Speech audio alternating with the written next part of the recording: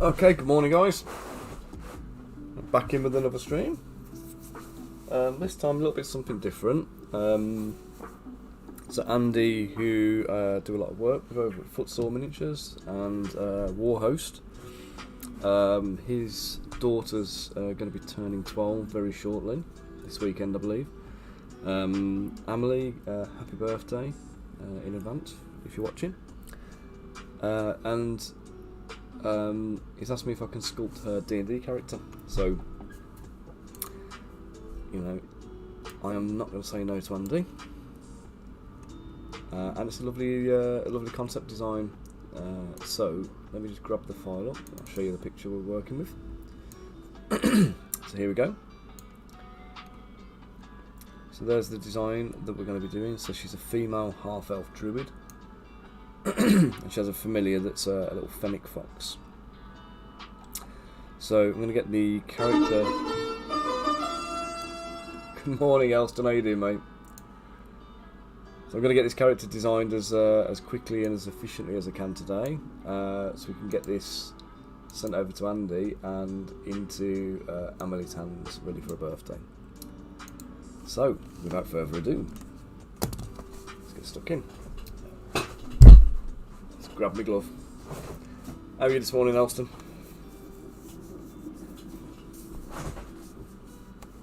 Got to keep this whole stream PG rated today, mate, because we've got a 12-year-old is going to be watching watching this back at some point, I believe.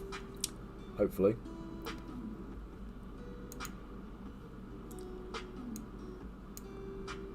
So keep it clean, matey.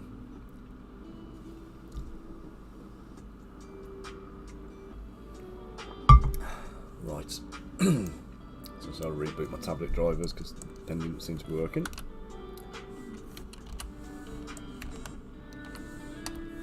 Okay, so start with a new blank base model.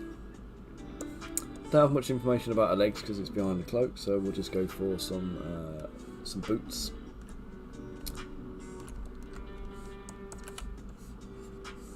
Mask them off. I'm going to do some extractions, just get the rough shapes kind of in place.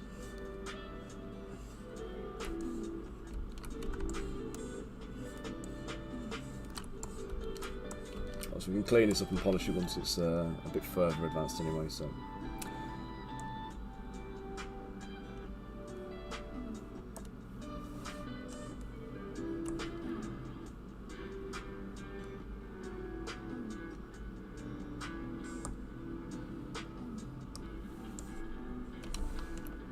we're probably going to need to be a bit thicker, that was just inflate them a touch.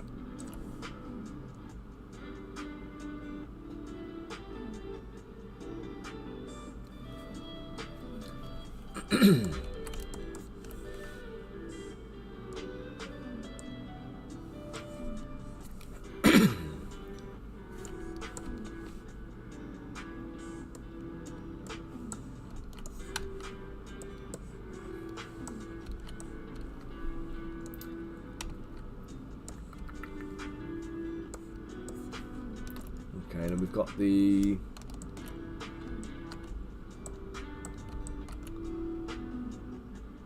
torso. We've got a like a corset type bit, an armoured corset.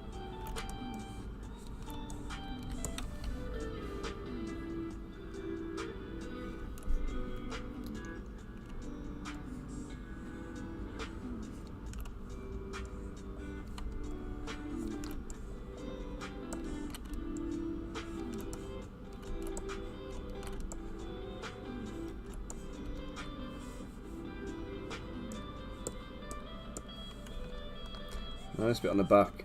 We aren't going to see because she's got a big cape on. I'm not going to be too concerned about the rear there.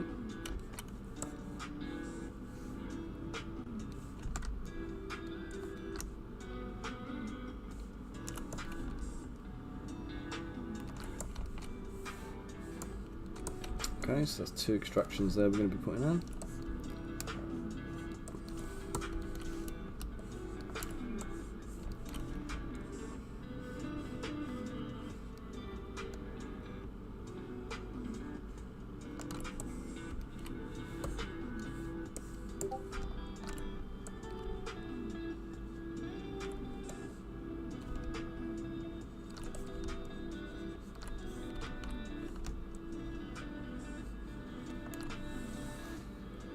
do an extract on that.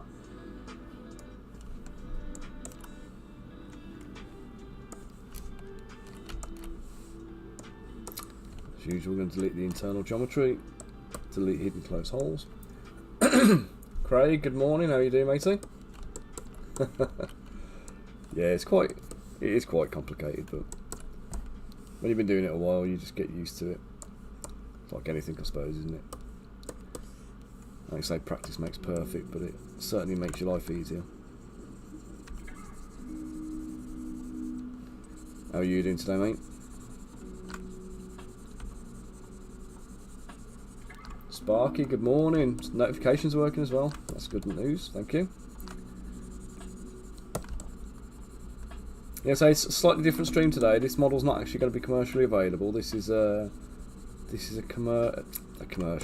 This is a commission, private commission, for Andy Hobday of Footsore Miniatures. It's for his daughter Amelie. So she's turning 12 this weekend, I believe, and she's getting into D&D, which, you know, I know personally speaking, that's like proud dad kind of vibes there.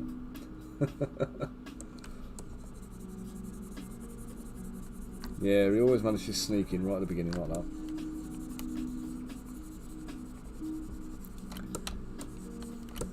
So yeah, I think Amelie's going to be at school at the moment, so she's not going to see this live, but hopefully later on she will see the she will see this going back on the stream, hopefully. You can see her character taking shape.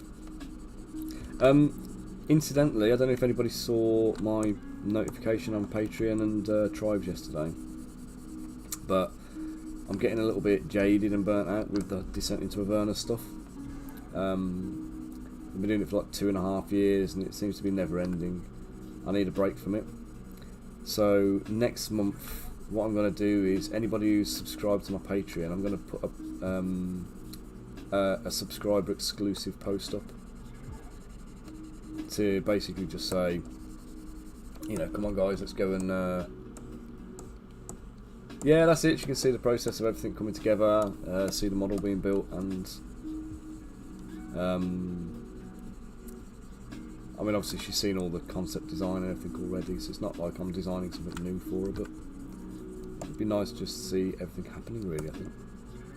Give her an insight into what's going on. Maybe it'll inspire her to want to take up sculpting as well. Who knows?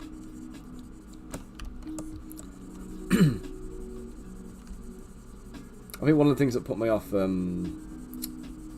wanting to do digital originally was when you see like people doing like poly modelling and stuff, and you have to kind of create all the shapes from like vertices and, you know, all of that kind of stuff. It didn't appeal to me because I'm more tactile than that, I suppose. And then when I discovered Zbrush and I realised, you know, quite how similar it is actually. The reason I picked up Zbrush is because I always sculpted in green stuff beforehand. So I've been sculpting for over 20 years. So when I was sculpting in green stuff, the techniques I would apply actually transfer quite well into Zbrush. And that was my main reason for kind of moving over to digital sculpting in the first instance, was that I already knew technique, I just had to adapt it. And try and figure out how to make it work. It took me the best part of about 5 years to get my head round the process, because there was no tutorials for what I'm doing when I started. So I had to do all this the hard way. So if you see other people, I know we have like Riz and Yair and some of the other guys who join my stream regular, who are also digital sculptors. And I know Riz particularly gets frustrated with some of my technique, because obviously I'm doing it in a kind of a self-taught way, figuring out what works for me. So, but that's the beauty of Zbrush, you know. It's when you're making things for 3D printing, it's like, as long as it works and it delivers the end product, everything else in between is irrelevant, ultimately. Right, let's... Yeah, no worries. You take it easy, Craig. Catch up with you later, mate. If you need any help with your 3D printing again, hopefully you got your calibration thing working again, but if you need any more help, just give us a shout. So you got my number. You take it easy, man. Thanks for dropping in.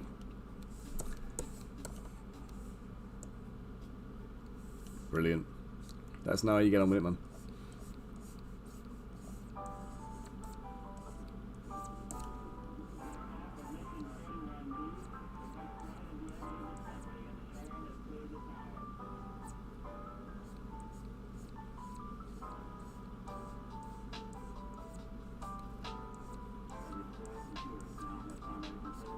Well guys, so I do have a concept for this. I'll show you intermittently, but I can't put it up on the screen like I normally do, because basically it's going to end up taking over the screen. It's a massive great big white illustration. Well, it's a white pencil drawing. There's no transparencies on it, so it's going to end up taking like a quarter of the screen up, so I'll leave it off for now.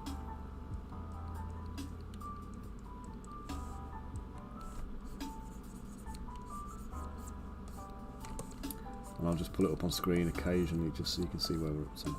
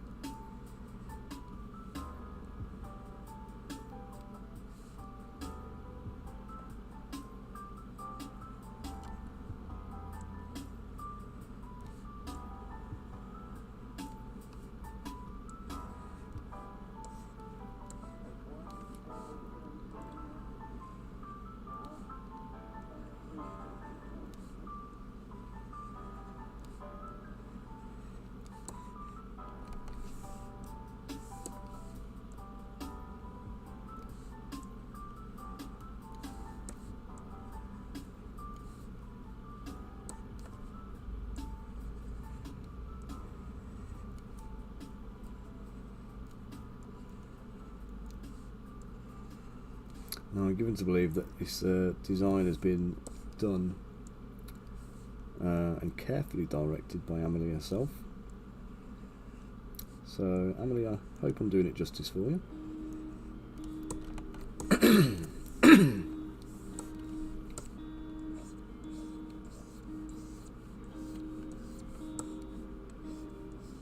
Oh guys, if anybody's looking to be buying a 3D printer at the moment as well, you need to go and check out Faux Hammer, because Ross obviously has all these 3D printers for review, and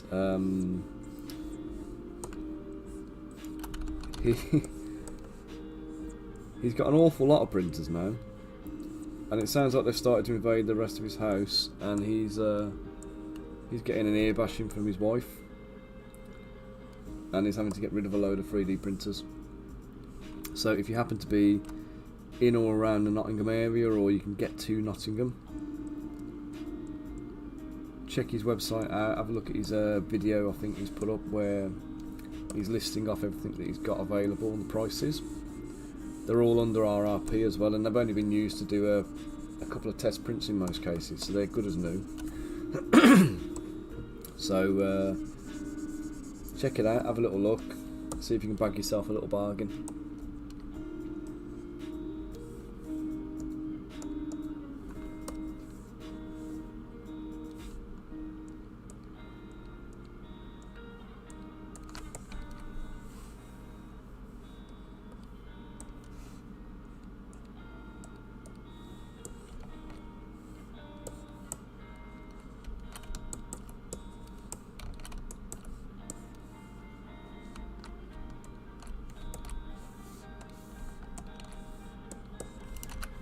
do a little save on this one before we get too far.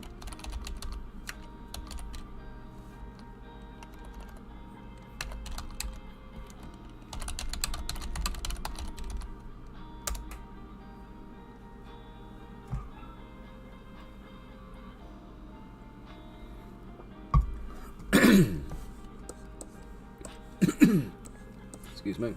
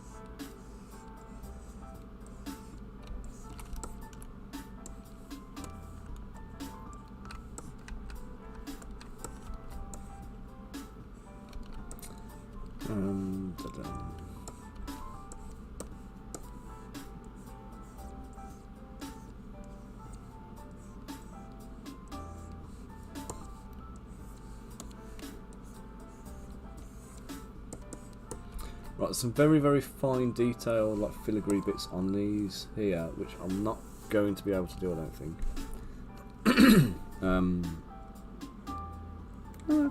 Let's do it. There we go.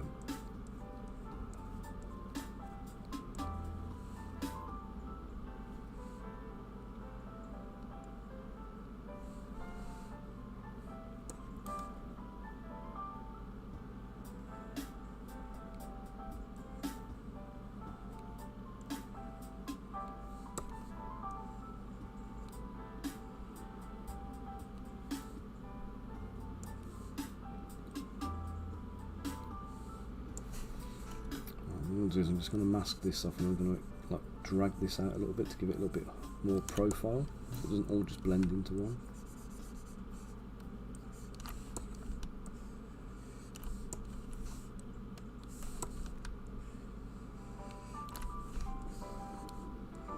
Yeah, what I was saying, guys, I don't think I finished actually. The because of being jaded with the whole thing, what I'm doing is I'm putting a post up on the Patreon.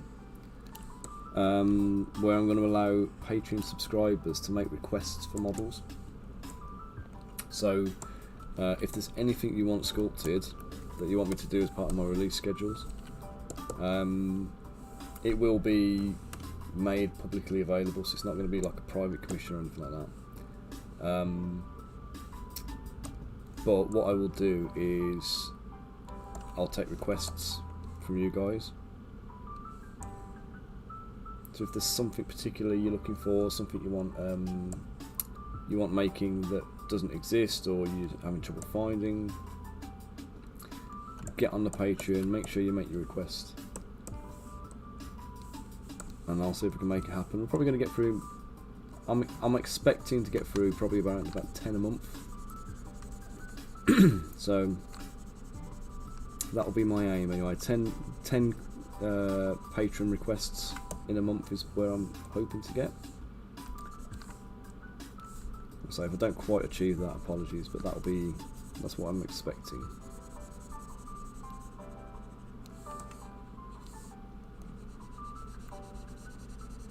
So yeah, go sign up, patreon.com/LTminis.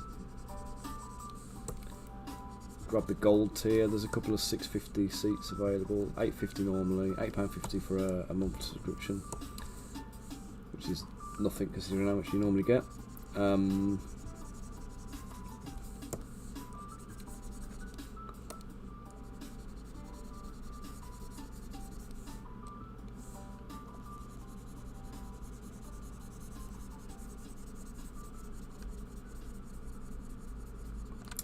Speaking of subscriptions as well, we're going to be launching a new one for Crystal Collapse, but it's not going to be a Patreon. It's going to be through our website directly. So we're going to be calling it the Mercenary of the Month. It's going to be related to Crystal Collapse. So we're going to take all of our favourite RPG characters, all of our favourite oh.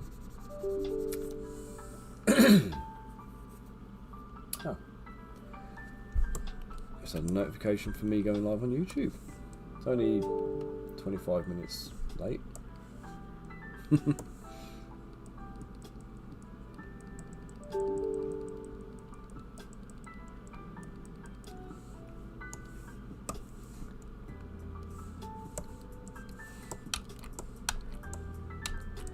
Alright, this back bit I'm not even going to worry about because it's going to be behind a cloak. We're not going to see it.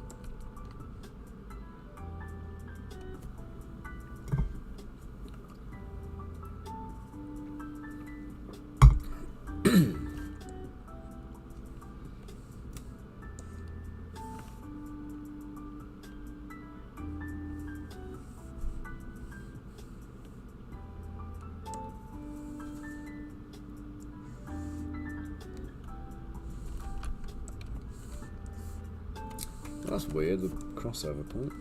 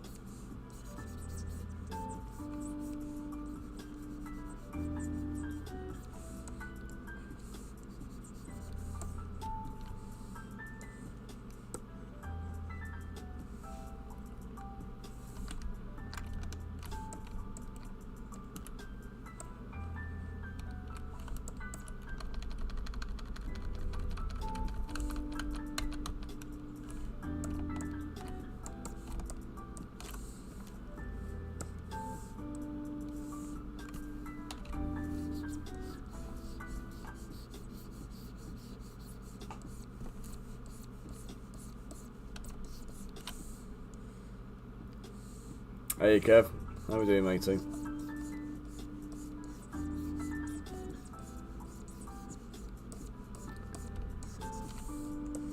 What you been up to, mate? Keeping busy?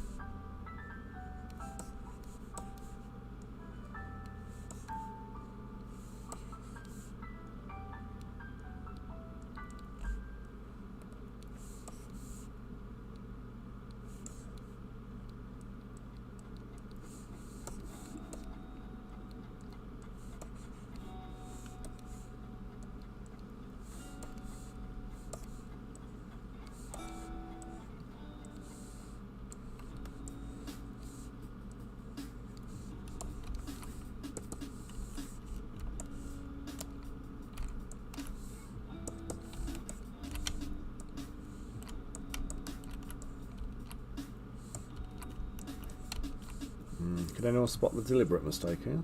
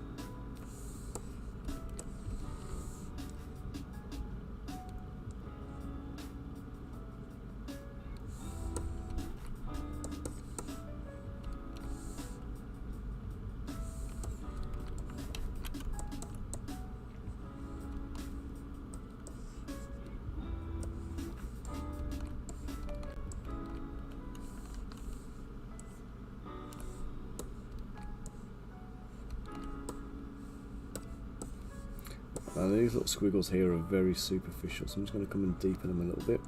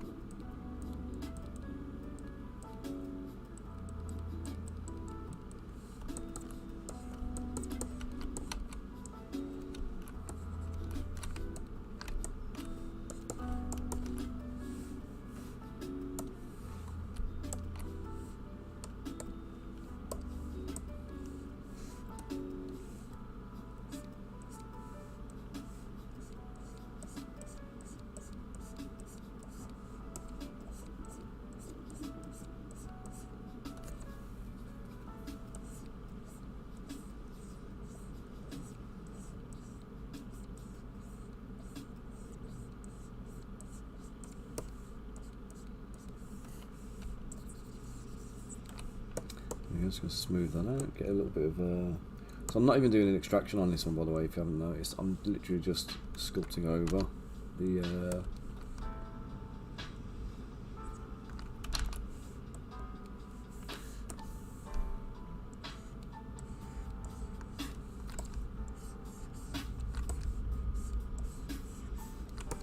Now Riz did give me a brush that would do this in one, but I'm not using that at the moment. I'm going to do the raised areas here, because these are like pleated folds. So the raised areas going to bump the intensity up, and then we're just going to cut into one side of them.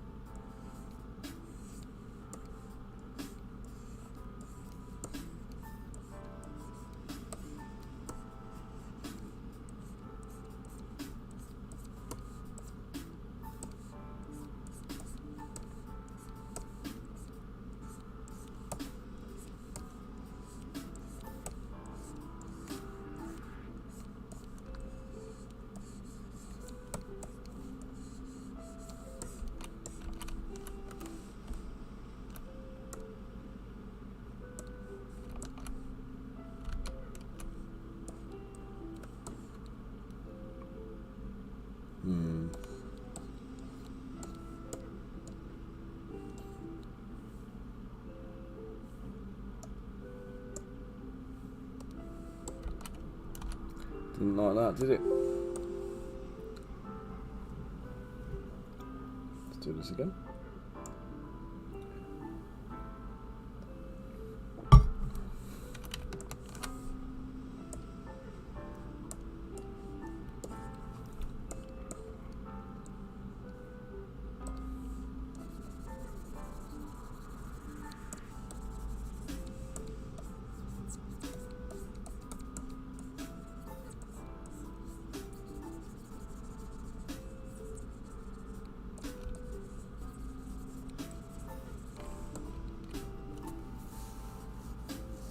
Alright, no worries, Kev. You nearly finished on that commission now?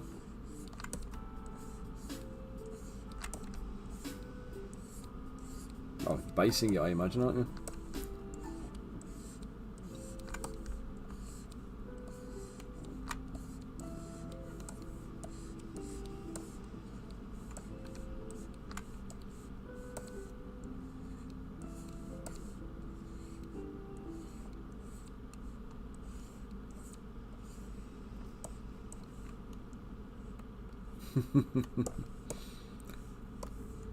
I'm good, thanks, Kev.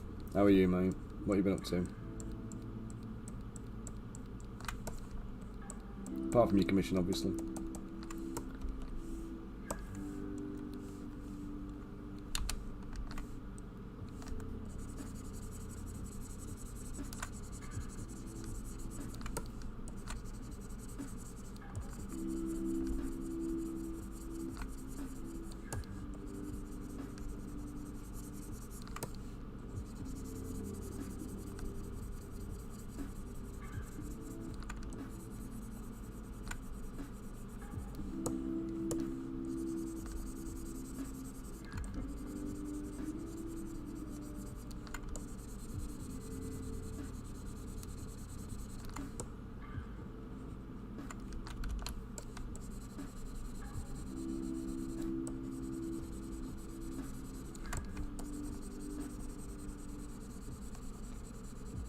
Oh, you too. You got that too.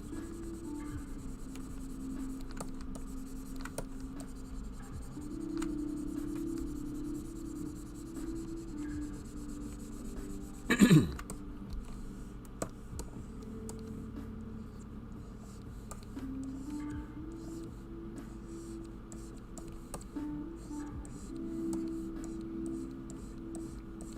you think it's a bit of COVID, or do you think it's just a regular winter cough? It's hard to say these days, isn't it?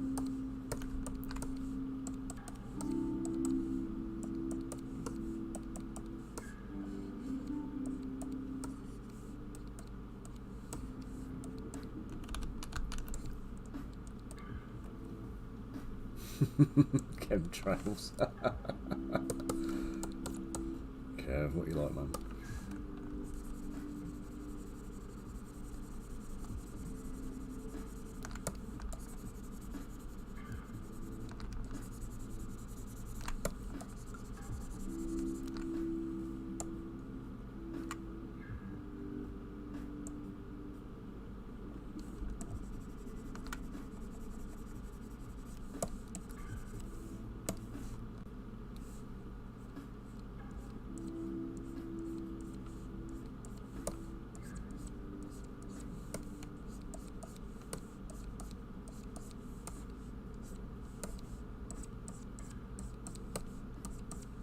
Better this time than the first time round, so that's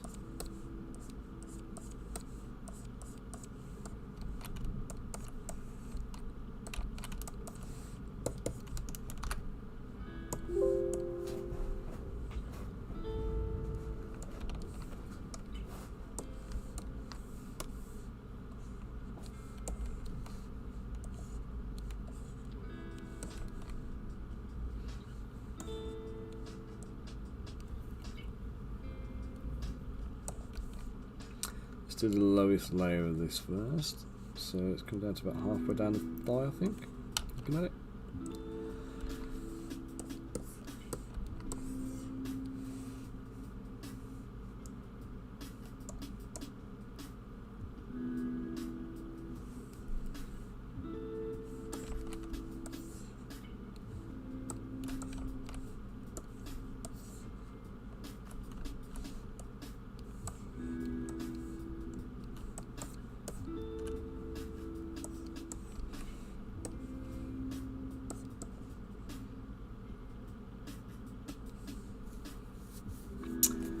we've got a couple of different designs on here now.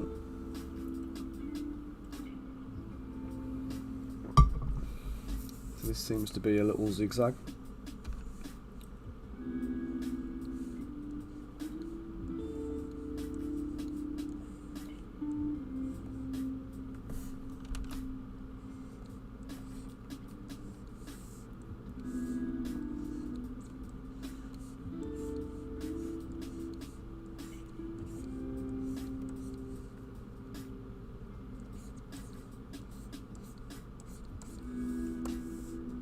Give me a minute, Kev.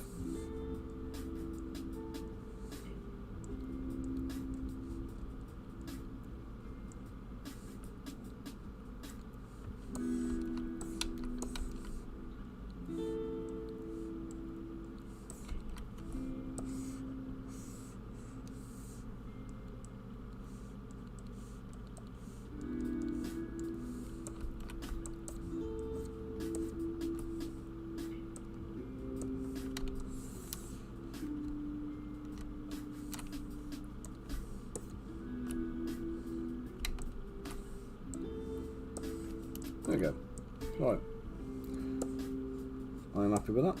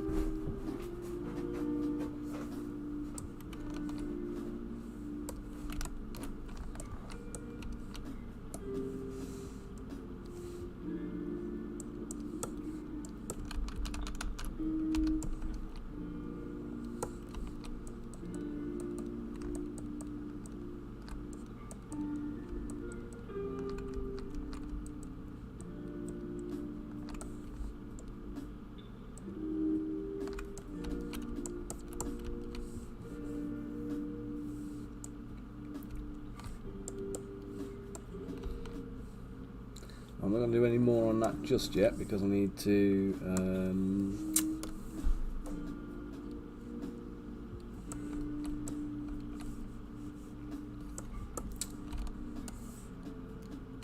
I'm going to need to do that after I've posed, really.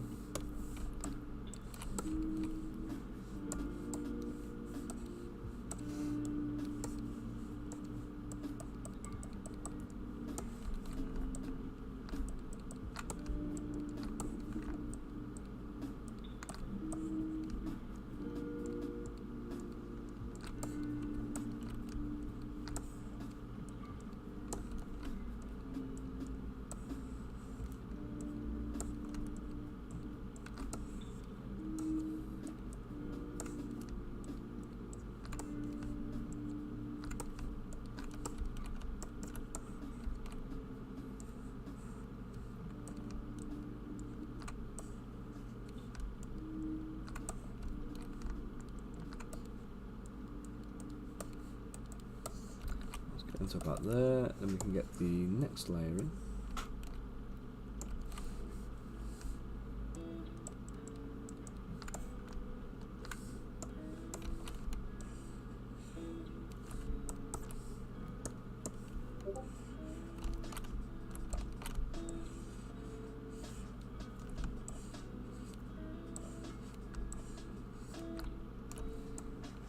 Looks like Bunker's about as well. How you doing, Bunker?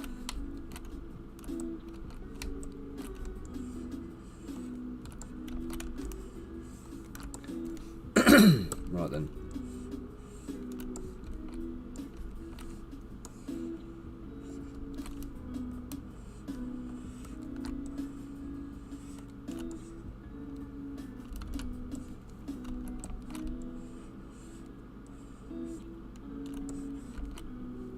Keeping on top of the server, Discord server for us, thank you, matey. Appreciate it.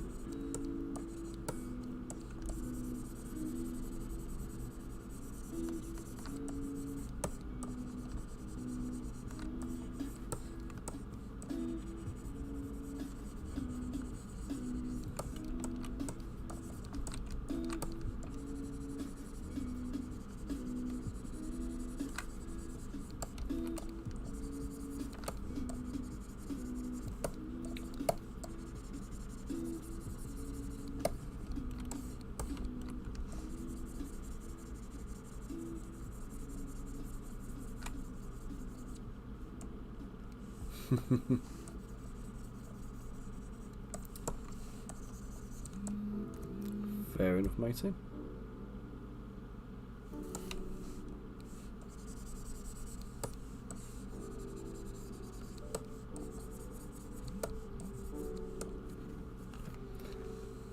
Guys, I'm just going to put you on mute a second, okay? I've got a call I need to just take, so I'll keep sculpting, but yeah. You won't be able to speak to me, so just bear with me and just enjoy the chill music and the sculpting for a minute.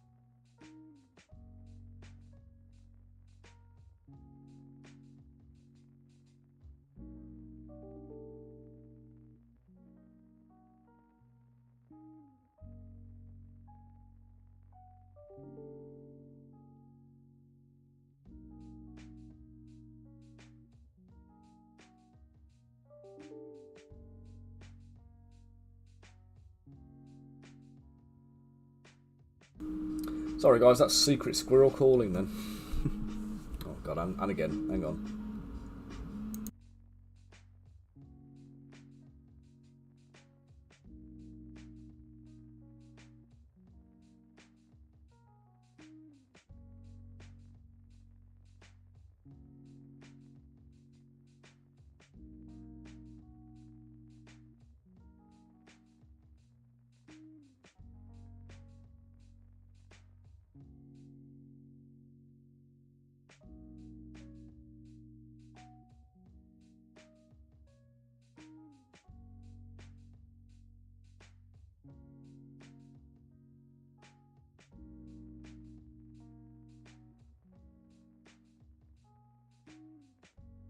Oh, we're back, guys. Yeah, so that's all that Secret Squirrel stuff that I was working on yesterday. Right, let's see what's saying. Yeah, no, I was sorry, guys. I said I was going to be sculpting, and I had to deal with an email to do with invoices and stuff like that. So it's all got to be done quickly to kind of get payment through and stuff. So.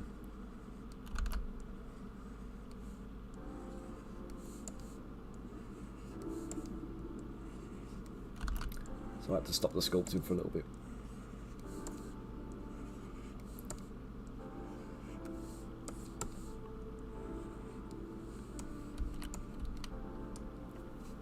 Hey Aid, how you doing? I'm doing a private commission here, mate. So this is the character so far. This is the concept art for this character.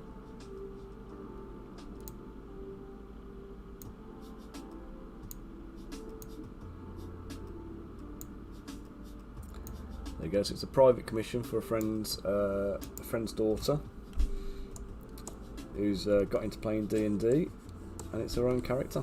So this is her custom commission. It's a birthday coming up as well, so trying to get this model done so she can have it for her birthday.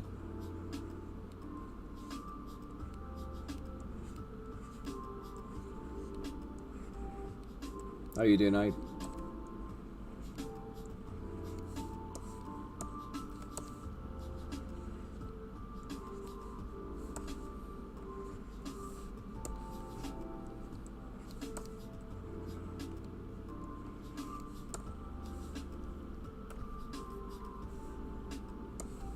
Oh, strained stomach muscles.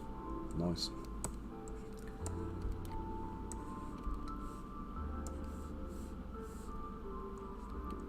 That's it, I need to keep on task, mate.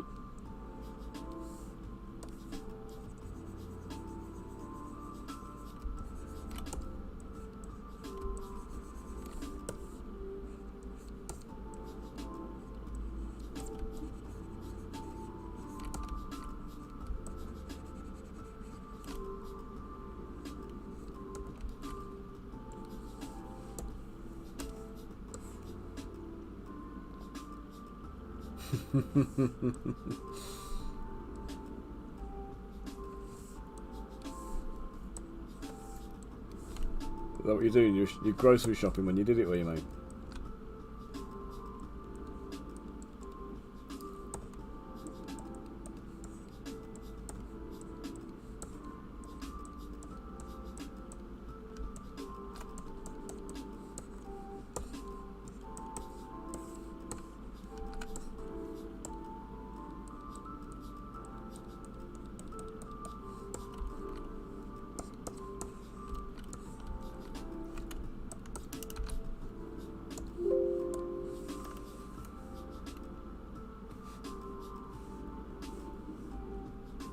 Are you painting miniatures or are you digitally painting? Like you're painting with like paintbrush and paints or?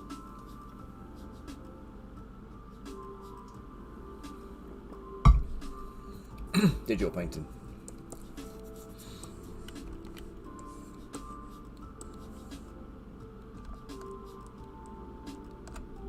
Are you doing it in Zbrush or are you using like Substance Painter or one of these like external packages?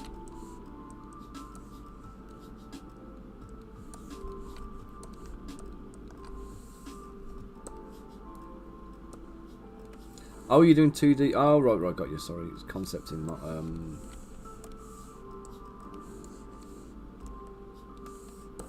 Sorry, I thought you were painting models. I didn't realise you were talking about painting. You know, stuff. Do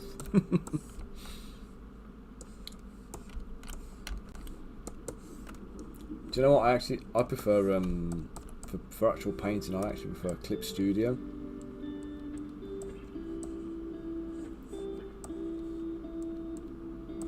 Photoshop's okay, but I think, well, yeah, for me personally, I just prefer the tools in Clip Studio and the feel of it.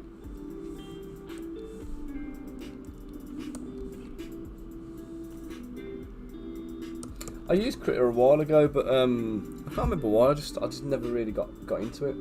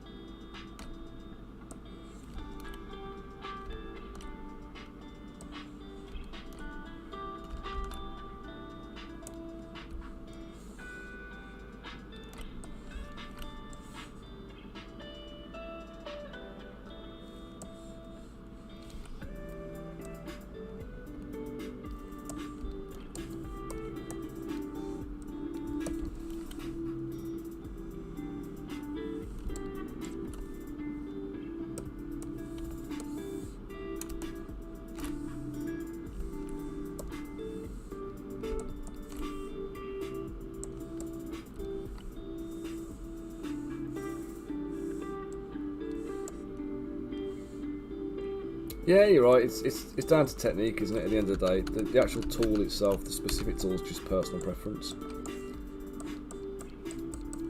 I mean, GIMP's good. I used GIMP for ages, but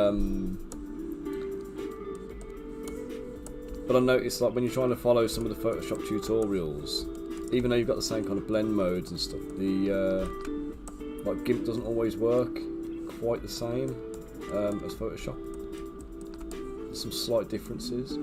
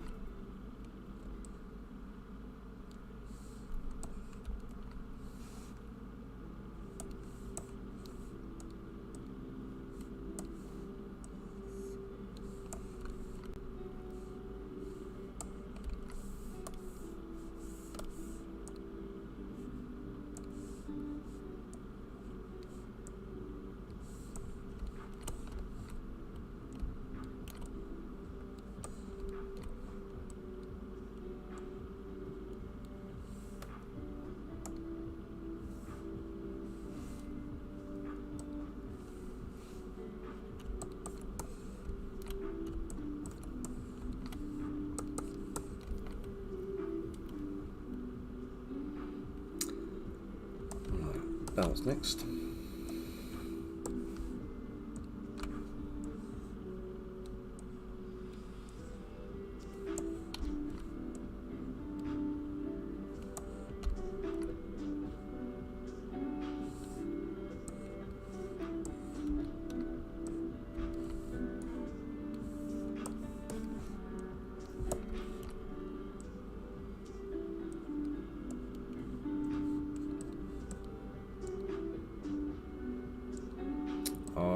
Do you know what, Kev? I didn't, mate. I'm sorry. No, I've been running around like a madman trying to get Crystal Collapse like test prints ready and stuff, so no excuses for not getting it done really, because it's an hour job. But remind me when I'm finished on stream and I'll get it on the printer today for you, mate.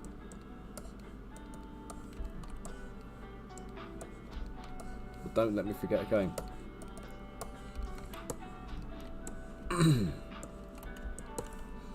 Like literally, don't stop hounding me until I tell you it's on the printer.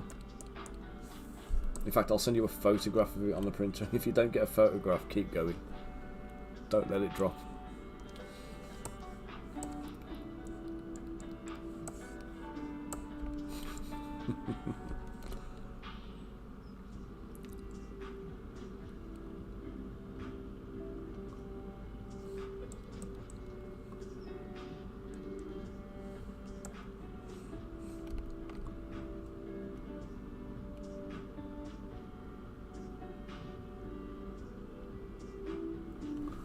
What's going on here?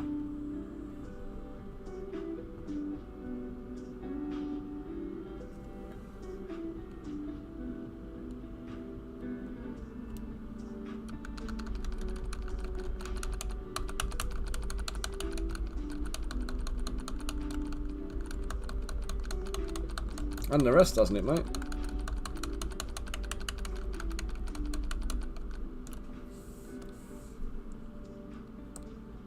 You're very understanding, dude. Do appreciate it.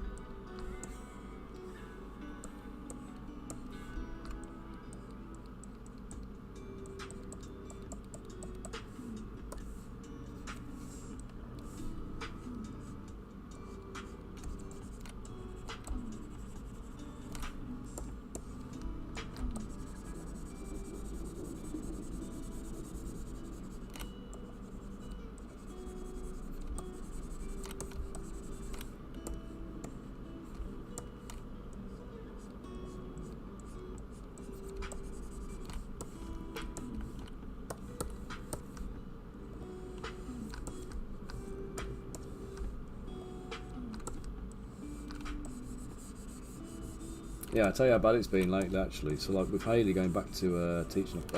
Apologies if you've read the update I put on Patreon last night and stuff, because you already know this story. But So Hayley's gone back and done some teaching. She's been drafted back in by some of her friends. So basically the school she's working at now, she never actually applied for the job.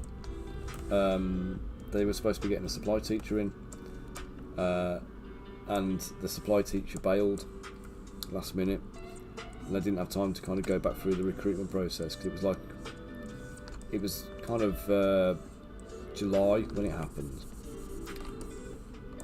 So like they needed to have a teacher in place for September, but it was too short notice because all the schools were just about to finish.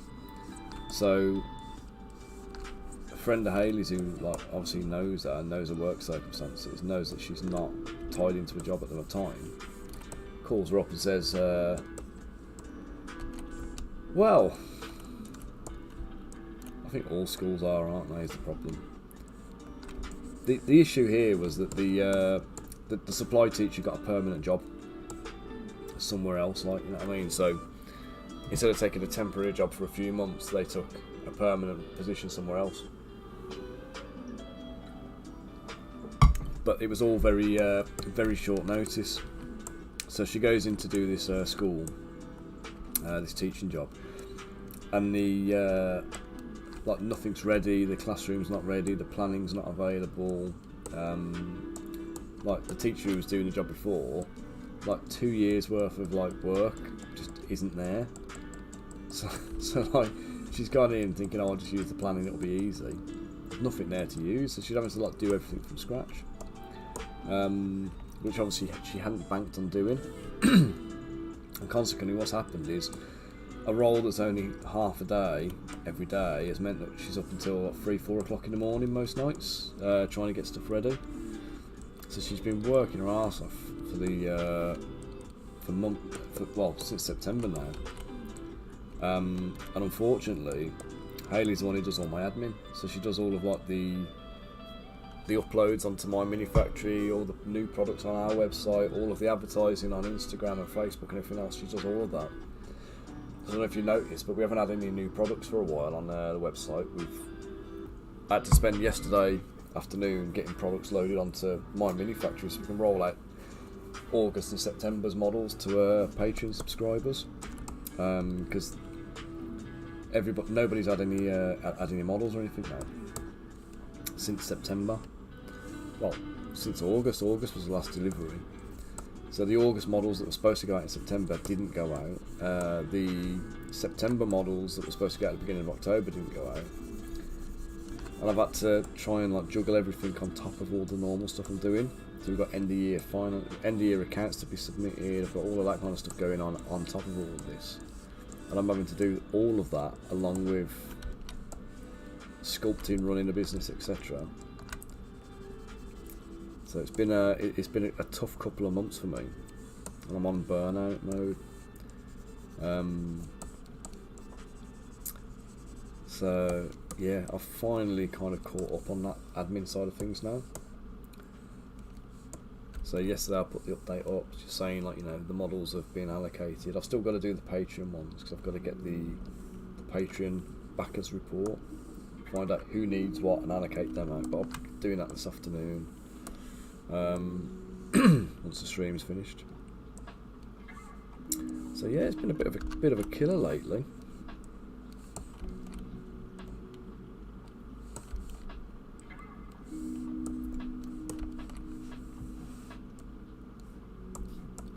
When you get used to having somebody there to do those kind of things, and then they're suddenly not there to do them, it's a bit of a shock to the system.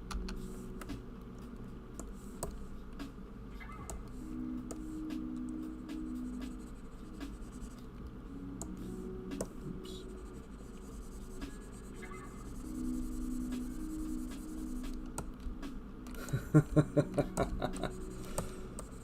No, this isn't new, mate. This is like every part of the business lately has been affected by it. Like I say, the monthly releases, Patreon updates have been really kind of like, well, I haven't done any Patreon updates.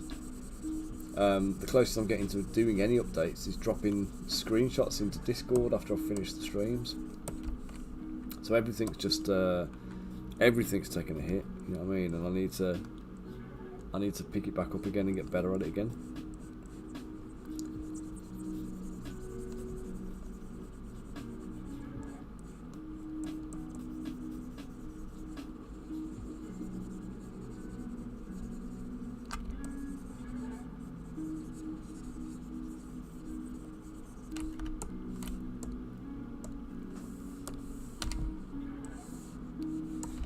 So obviously a lot of you guys are really understanding about it, but there's also a lot of people who aren't. You know, customers who are like the more transient ones who just rock up and they want the stuff. Do you know what I mean? They don't necessarily follow the streams, they don't know what's going on. You know, for the most part, most of them aren't going to care what's going on, they just want to get their, you know, whatever it is they've paid for. And you know, you've got to kind of take that as a hit, haven't you? You know, that's fair enough, it's just how it is.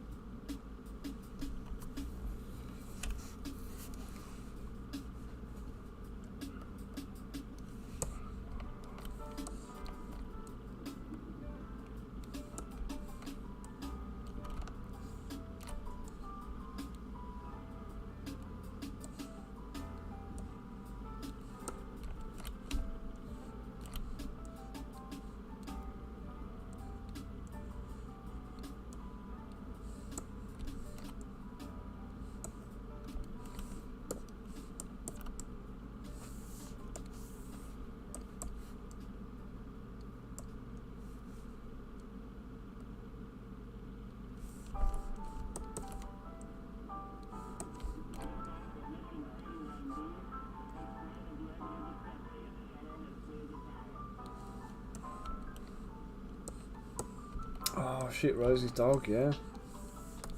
Apologies, I'm not supposed to be swearing on the stream. Rosie's dog. See, this is what I mean, you guys, you need to not let me forget these things. I've got to do the attack dog pack, like the Warhounds pack. And I was meant to do Rosie's dog as part of that, but then I never got around to actually doing it. It's not in a Descent into Avernus release, it's just something extra I was going to do.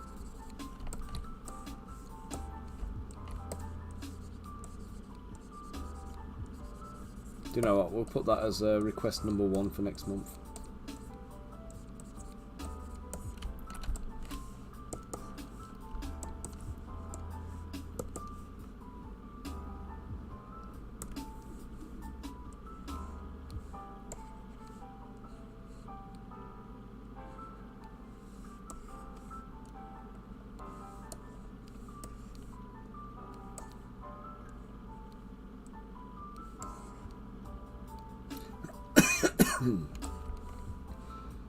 So yeah, dogs will be first on the cards next month, and we need to get some extras on.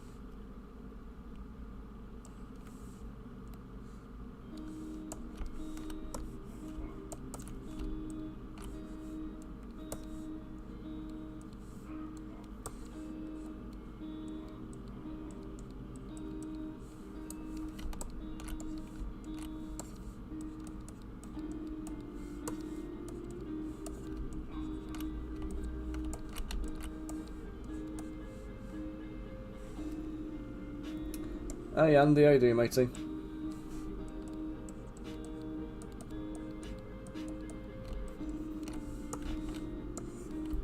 There you go, that's how she's looking so far. Beautiful face on her.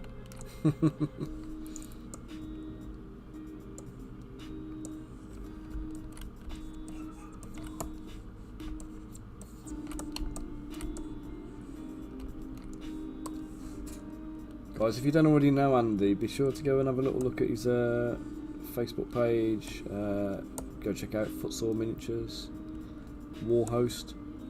So Andy's responsible for the Barons War. We've got the... thank you, sir.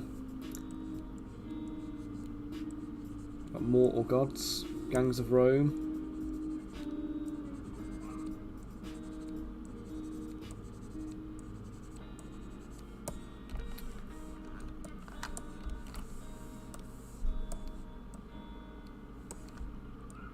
And many, many more. And DMing all the families D&D evenings too, yeah. That goes without saying, mate, that does.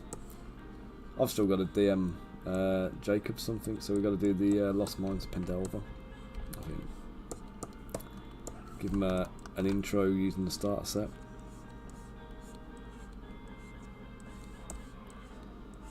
Well, I've got all the stuff for Descent into Avernus now, so I should just do that, really.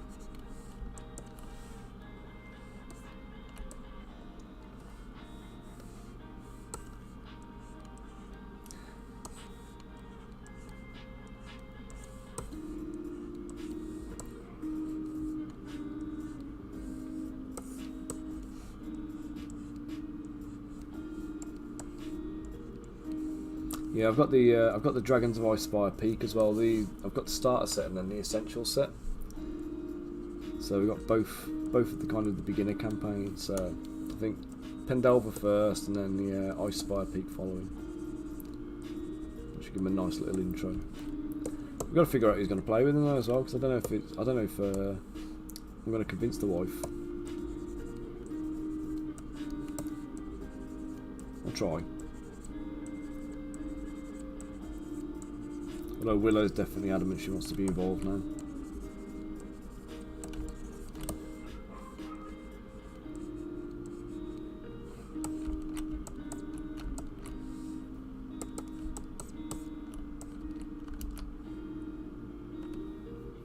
Oh, cheers, Bunker. But do you know what? I've got them ready to go. There's literally nothing stopping me from putting them on the printer other than just remembering to do it. But I appreciate the offer, dude. Oh, wow. Oh, I might be able to get Haley involved then.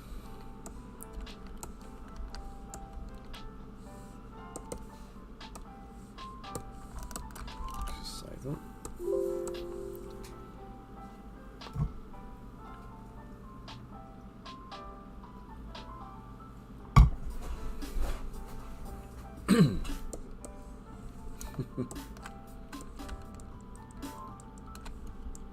Oh.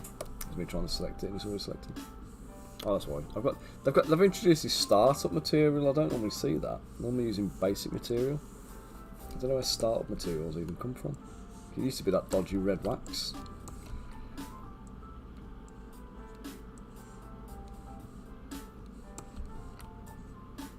I don't know if there's anybody else Zbrushing on the stream here at the moment.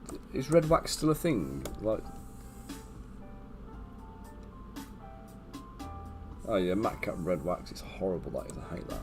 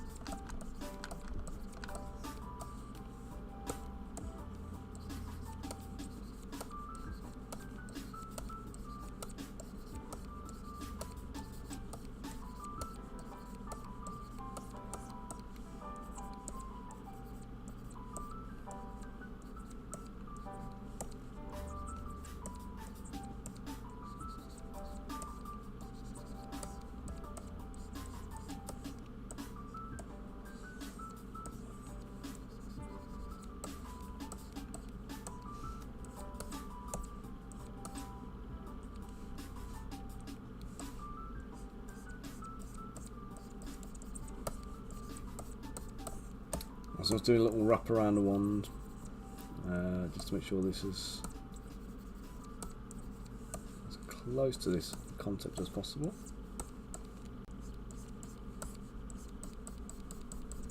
Again, when Steve's done the concept, I don't know how much direction he's taken from Amelie. But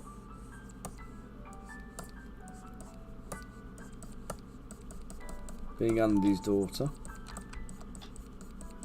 I imagine she was very thorough and comprehensive.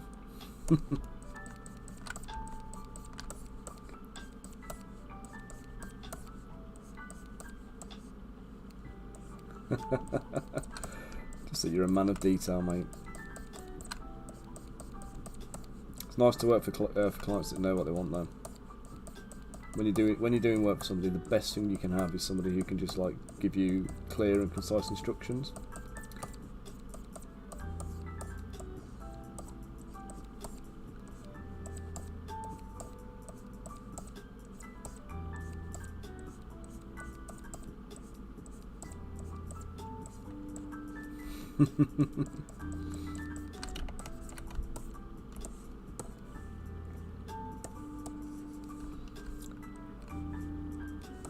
Well, also she's a 12-year-old girl, isn't she? So that in itself is going to come with an absolute yes, I know what I want kind of. My 5-year-old girl's already got that. God help me when she hits 12.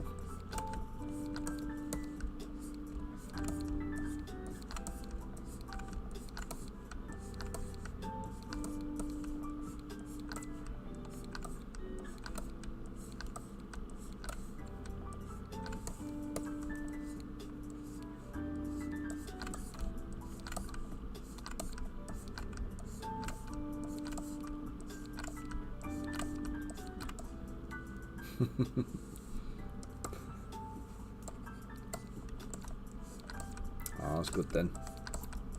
This model's going to be around for a while then. I did a model for my mate for his birthday last year, and he'd been telling me about this character for months about how he was playing it, and I sculpted in the model, gave it to him, and then the next session he killed him off.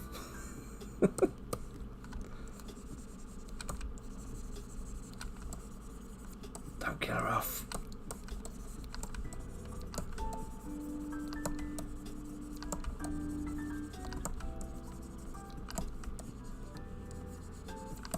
If I finish this early today, I need to make a unicorn, by the way, as well, because Willow is hounding me. She wrote me a list of things I've got to make for her, and I've done a few of them, but on the list is there's still a unicorn, a fairy, and a goblin.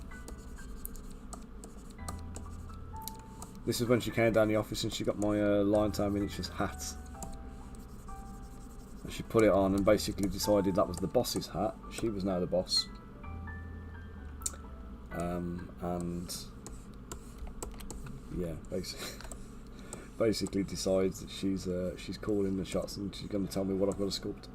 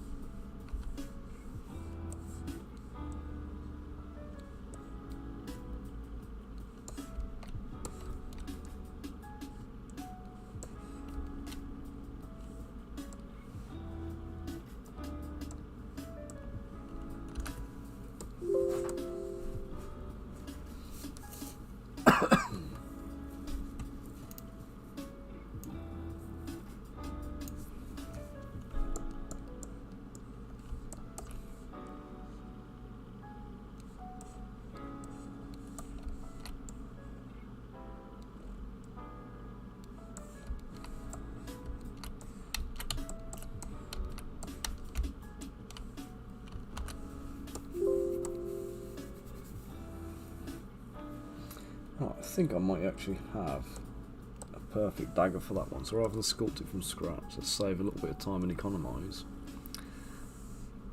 Let's go and try and find a curved dagger.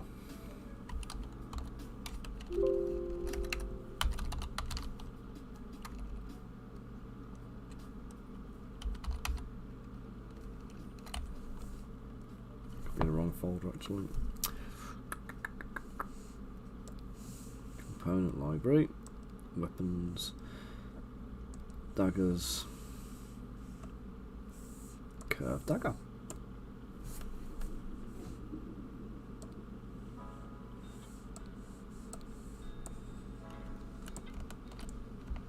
That's not a bad start, that one, isn't it?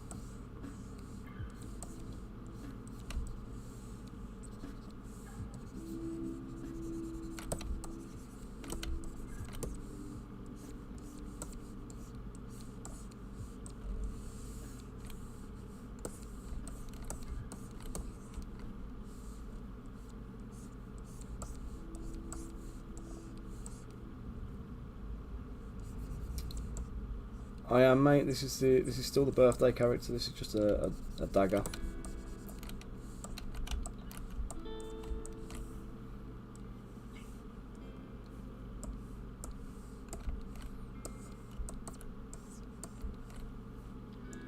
I think I can call that done enough now.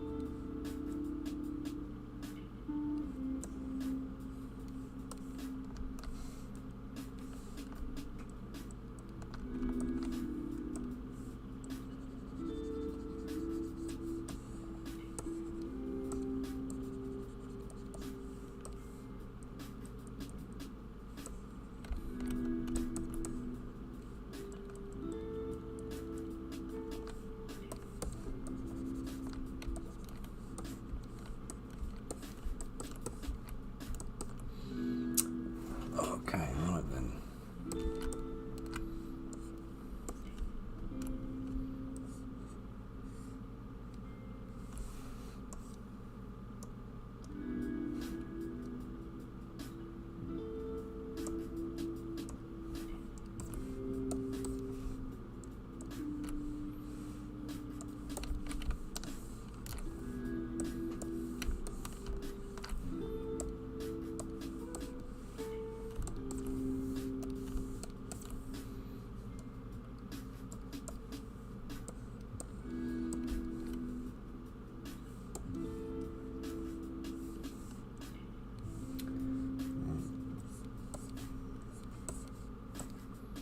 Some decorative bands around her arm.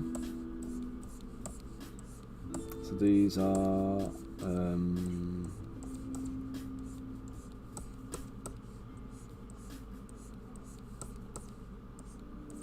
I mean, on the drawing they kind of look like it could be tattoos, or they could be the top of gloves or something like that, but there's no other information there to tell me that they're gloves. So I'm just going to go on the basis that they're like little gold bands or something like that.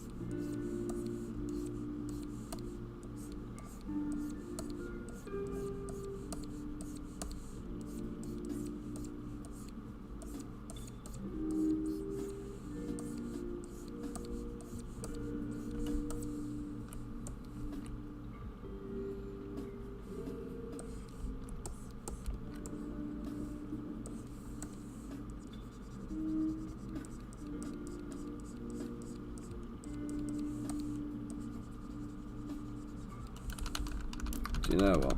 Let's change this.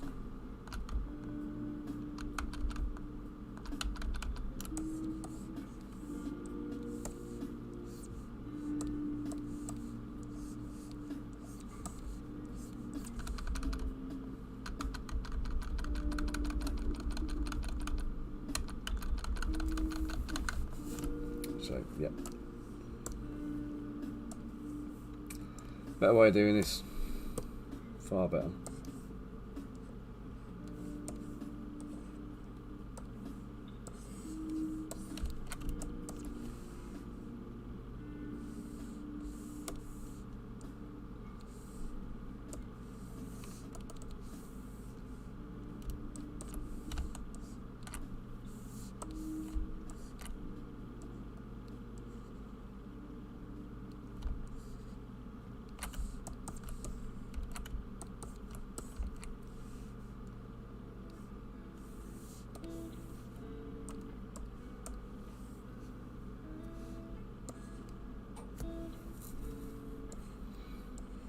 It's one of these situations where you need to learn when you're sculpting models. Don't overcommit. Like, just because you've started doing something doesn't mean it's the best way of doing something or even the right way of doing it. And you're going to cause yourself pain and anguish by trying to continue with something that's wrong. So you're far better off just giving up. Oh, you turd.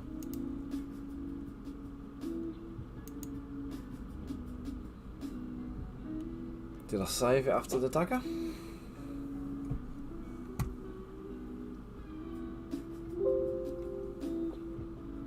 Yes, I know.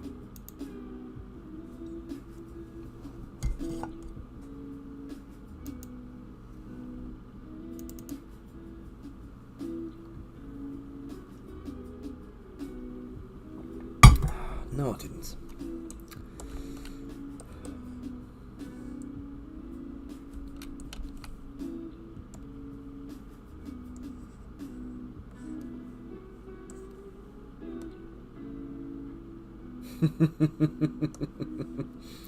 Do you know what, Abe? I'll go with that.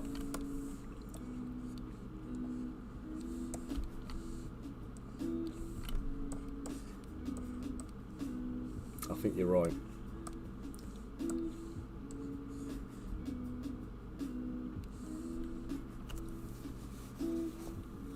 Because why else? Why else will I be doing all of this?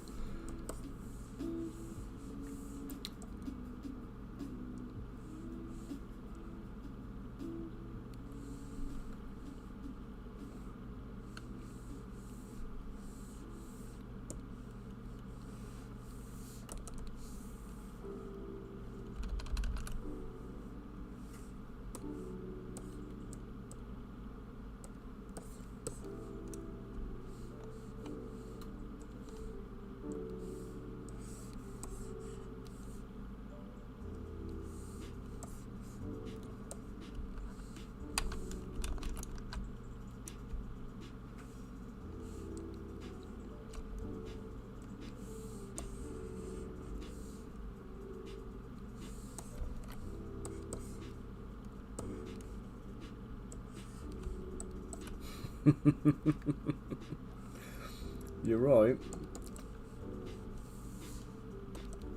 but they're also not creating art, are they? So maybe you are correct.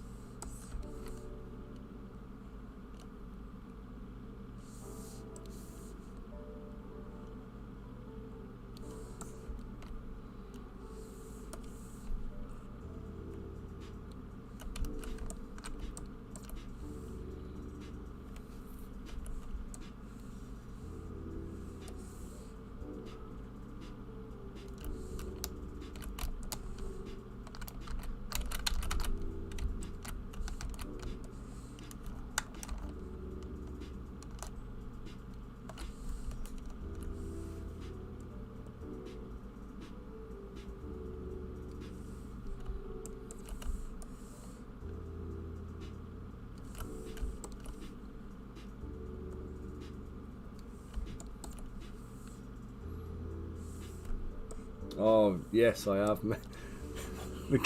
The cats in medieval artwork are horrendous, aren't they? They're like human faces on them. It's like they've never seen a cat. Like they made it up for the first time ever.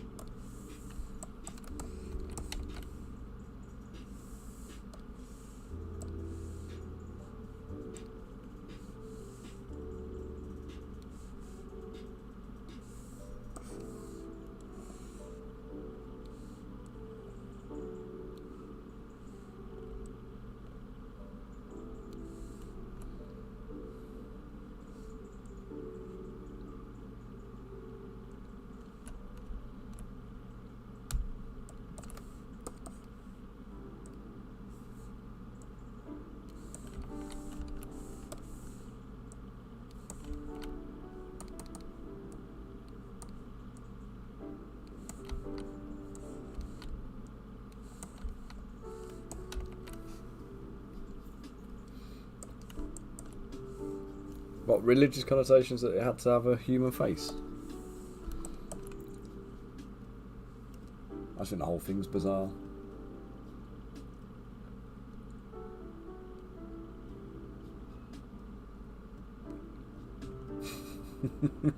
A useless and overfed accessory of the rich.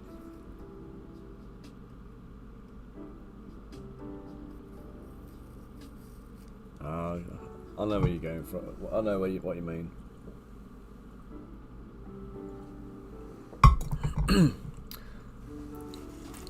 I'm allergic to cats. I'm not particularly a cat person.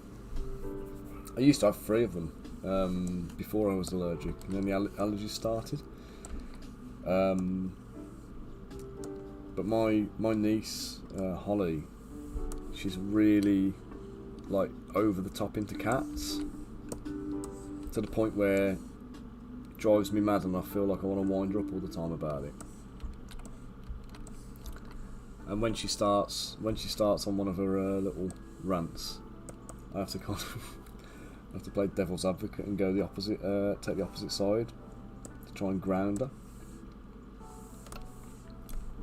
She's got very extreme views, this whole. Like, oh god.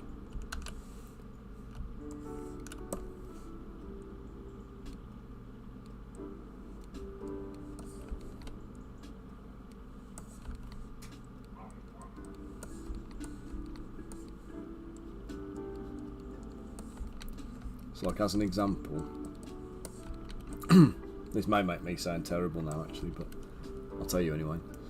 So years and years and years ago, when I was with my ex, we had 3 house cats, and this one house cat, his name was Harry, completely had it in for me. Like, he'd just sit there giving me evils all the time, and I'd get up off the sofa, go in the kitchen to make a cup of tea, and when I come back in, he'd be squatting on the sofa where I'd just been sitting piddling. Almost like he was just like, you know, trying to wind me up.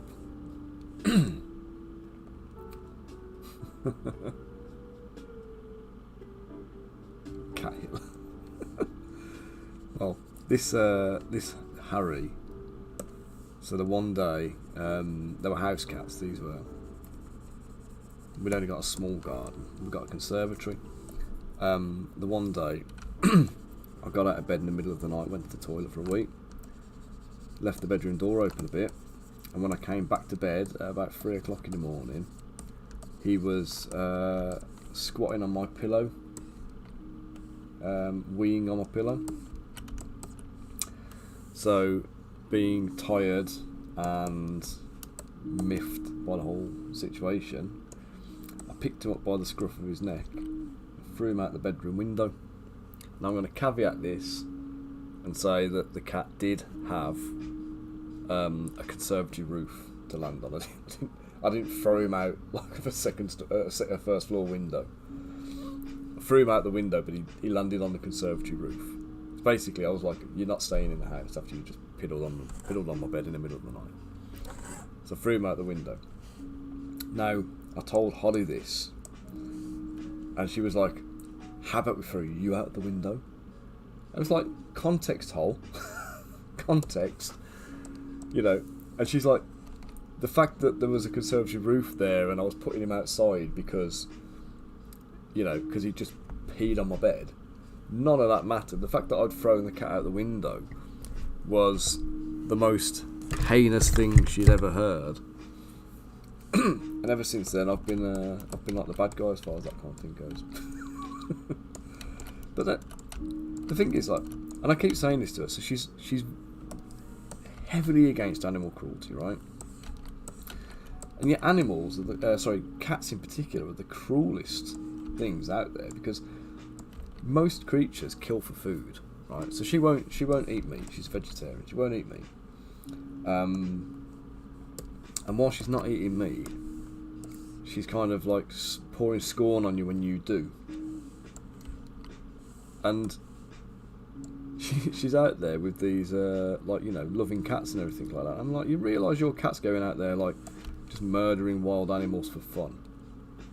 It's like, they don't need it. They're not eating them. They're not You know, they're not doing it because they need to survive. They're literally doing it for giggles. she won't have it. She refuses to see the bad in cats.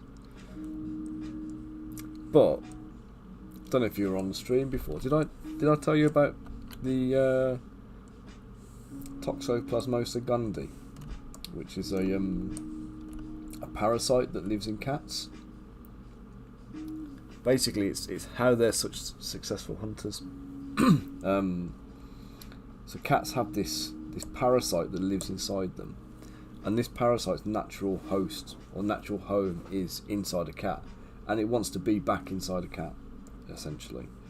So what happens is it goes out into the world, and you can look this up. This isn't me just like spouting nonsense. Look up Toxoplasmosa gondii, and you'll see for yourself. But basically, the parasite gets pooed out by a cat, or the parasite's eggs get deposited in a cat's poo. Other creatures then end up eating that or consuming it in some way or another. I'm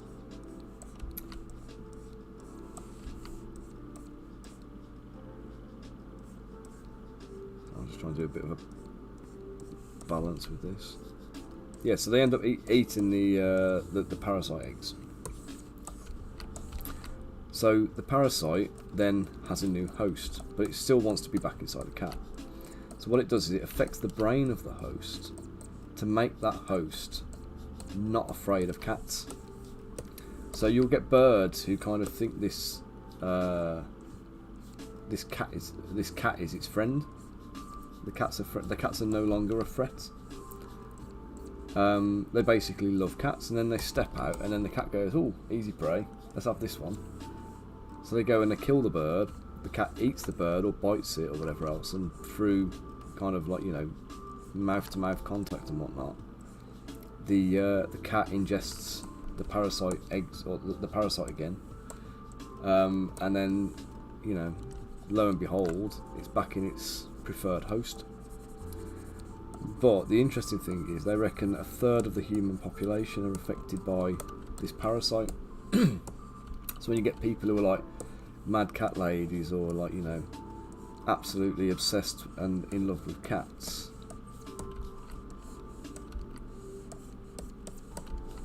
a dose of antiparasitics might sort that out.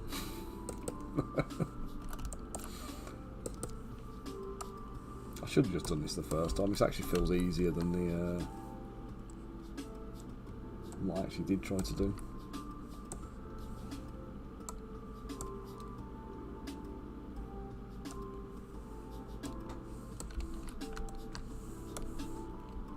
So yeah, people only like cats because their brains are affected by a parasite. The gist of it. China? Oh, what, eating bird you mean, or?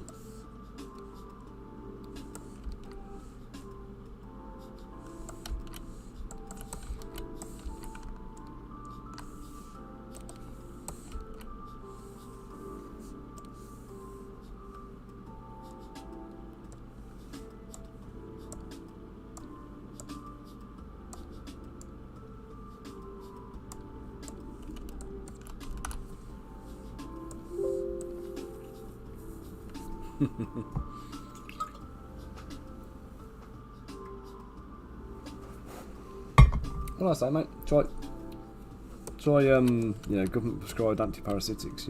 You might find it goes away.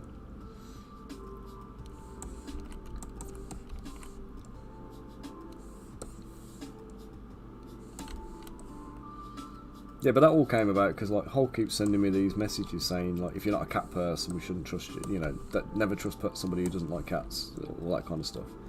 And then she'll send me like a meme on the internet saying, look, you know, it says here, and it's like, Hull, come on. I know you're Gen Z, but that's a meme.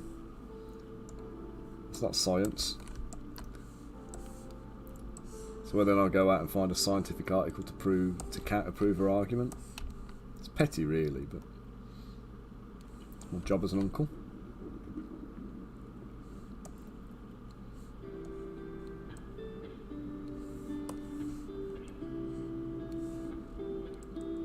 So my issue at the moment, we've spoken about this before, is this this whole theory of echo chambers in social media. So I know that Hull is very extreme in her views, and it's my job as a loving uncle to help her see the other side of the arguments, because I know full well that in current social media practice she's not going to be seeing anything that doesn't gel with her ideologies and her own beliefs. So she believes that animals are fantastic, people are scumbags, and you know, all of that kind of stuff that's going to lead her to end up joining PETA. Then it's my job to kind of present the counter arguments that she's not seeing.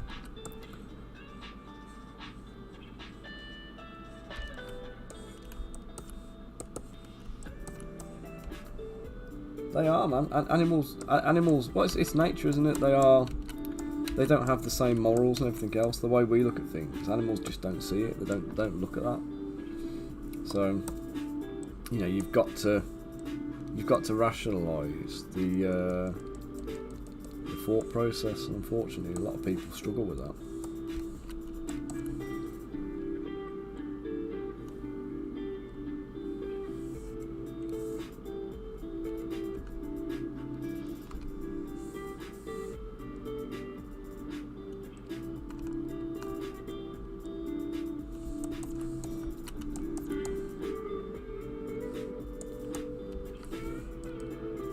No, what's happened is we've now got options, haven't we? So you've got the option to be vegetarian because there's alternatives out there and supplements, and you know, the things that you've got naturally from meat you can now get from other places, from other sources, to a point. Not as efficiently, mind, but you know, it's there. The option's there. But you know, again. There was a thing I saw the other day. It was one of these Piers Morgan things. I used to think Piers Morgan was awful, and I actually really like him now.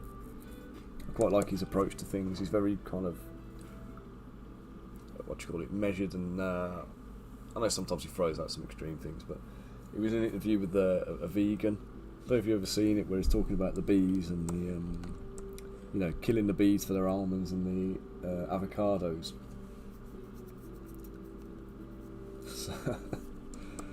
See, I used to think that. I used to think he was like that, and then seeing him more recently, I think he's kind of come full circle, and I find him more credible now than he used to be.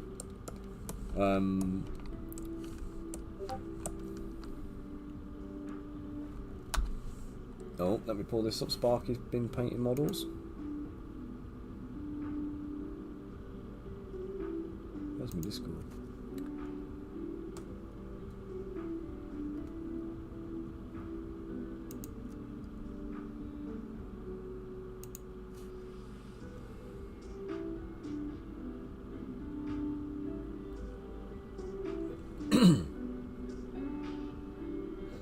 Oh, we've got some ChillCon news coming up.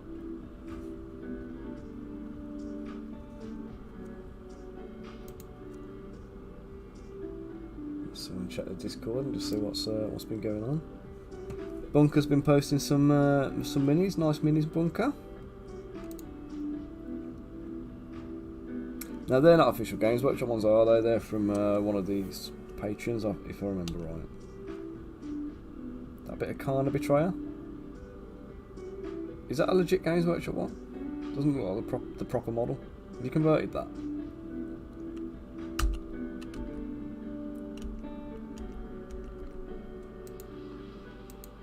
And what we got here? Sigmarine Chariot. Nice. A Sparky. This is one of your models, isn't it, Sparky? I saw him before, I like him. I was telling my daughter about your Ariel Little Mermaid model the other day, and she's desperate for me to print it off now.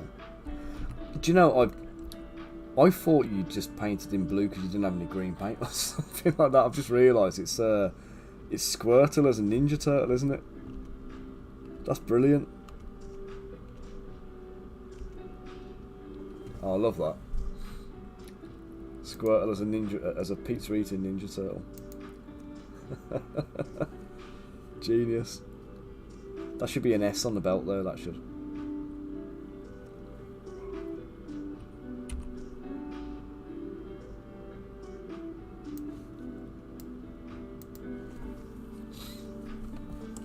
How did you forget they were green?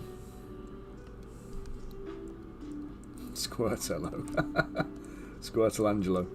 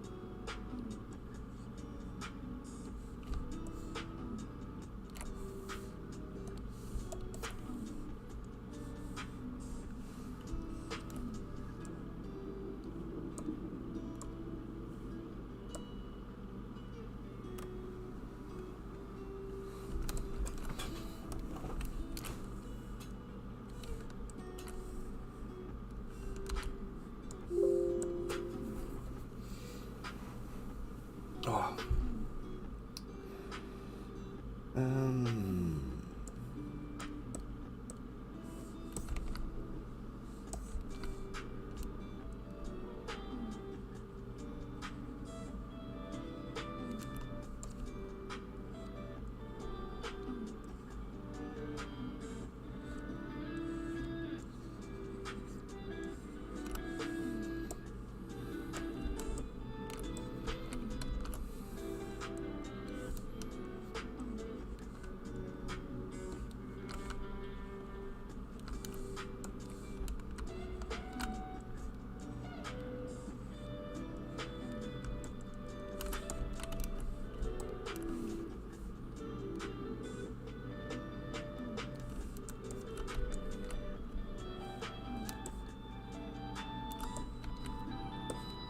Much better. Should have just done that to start with, shouldn't I?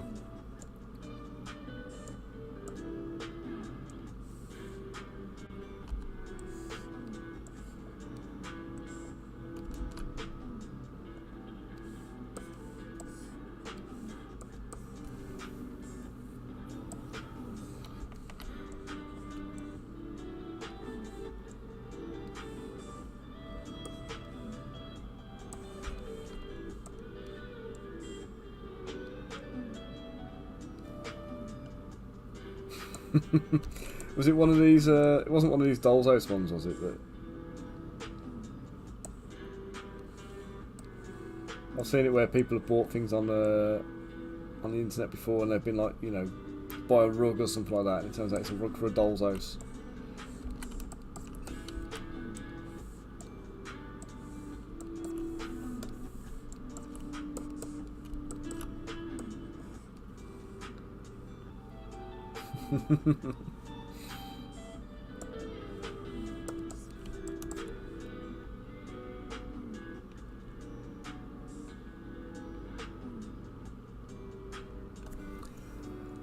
Alright, I'm going to assume they're gloves, to be honest. They look like the trim on gloves, maybe.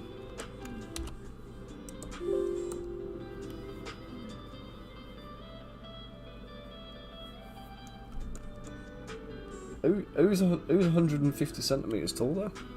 That's some like little people.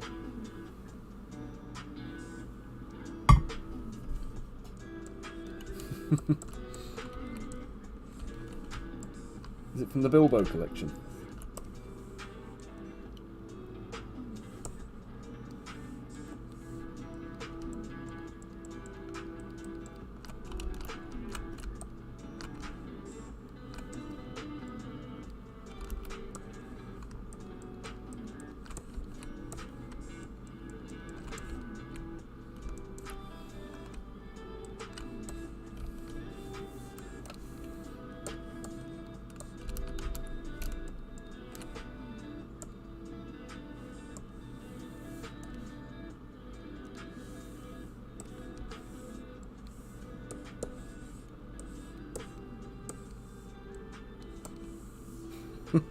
$150cm in shoes.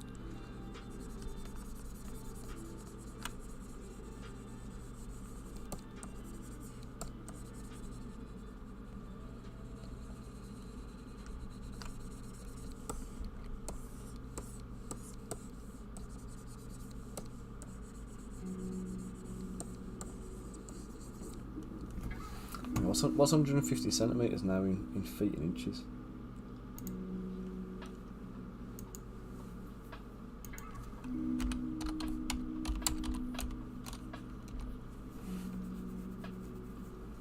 That's under 5 foot then.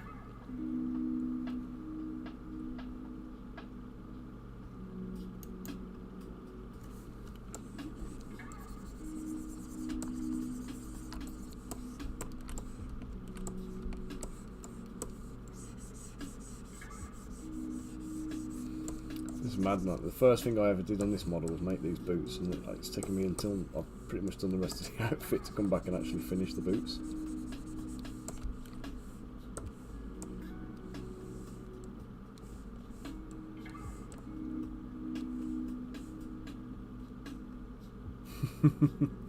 Where did you live before, Aid?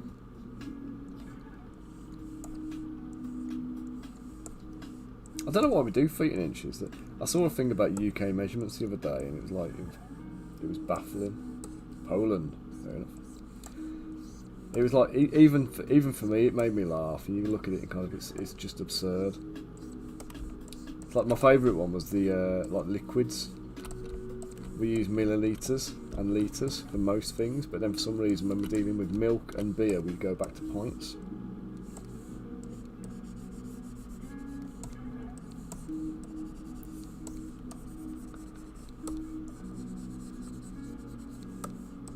It's like, why are they interchangeable?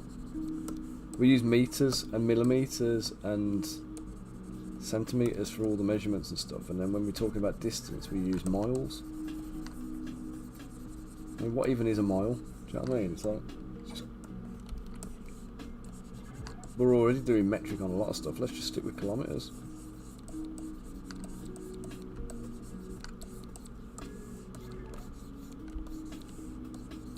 And then when you're dealing with road markers, when you're getting off the motorways, the little blue pips that you see to tell you there's like, you know, the exit's coming up. They're at 100-yard intervals, aren't they? It's like in 300 yards, the exit, 200 yards, 100 yards. You're here.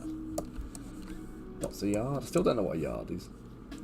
I'm 40 in a couple of weeks, and I still don't know what a yard is. Fuel, gallons. What the hell are we dealing in gallons? Another measurement of liquid that's like unnecessary, isn't it? It's just nuts.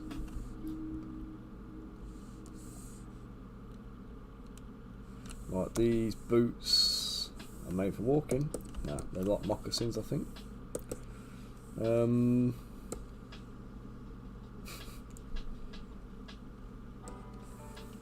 do you know? I was reading the thing that the whole thing with feet. Apparently, feet used to be an actual measurement based on the length, the size of a foot. So we use hands still to measure horses. Horses are measured in hands, but feet was like the size of an average foot. But it wasn't until like 100 years ago or something like that, or 150 years ago, or some relatively recent time, that the size of a foot was standardised. So like it was like anybody's foot. So like, you know, my foot, your foot, my wife's foot. If I'm measuring in feet and my wife measures in feet, I'm size 9, she's size 4. Do you know what I mean? They're not the same. But it was good enough then. So it's just nuts. It's like, whose feet are you measuring? Whose feet are you using?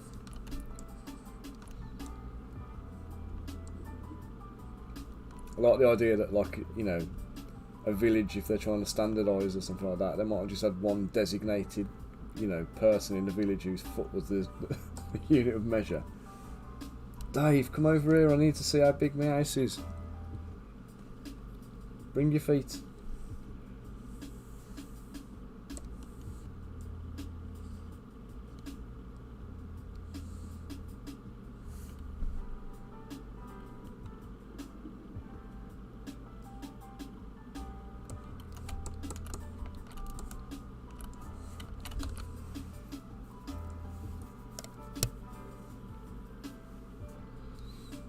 Yeah, and this is the thing, isn't it? It was accessible.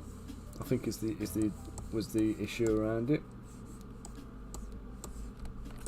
Like is it a cubit? Is the length of your elbow to your wrist? And that was a unit of measurement as well. But again, the unit of measurement that is unique to you. But obviously, if you're building a single house, or you're doing like a single thing for your own purposes, that's probably fine, isn't it? Because you didn't have companies like designing entire villages and towns and things like that like you do now. You know, there wasn't any of that kind of stuff, was it? It was like local builders doing stuff, so...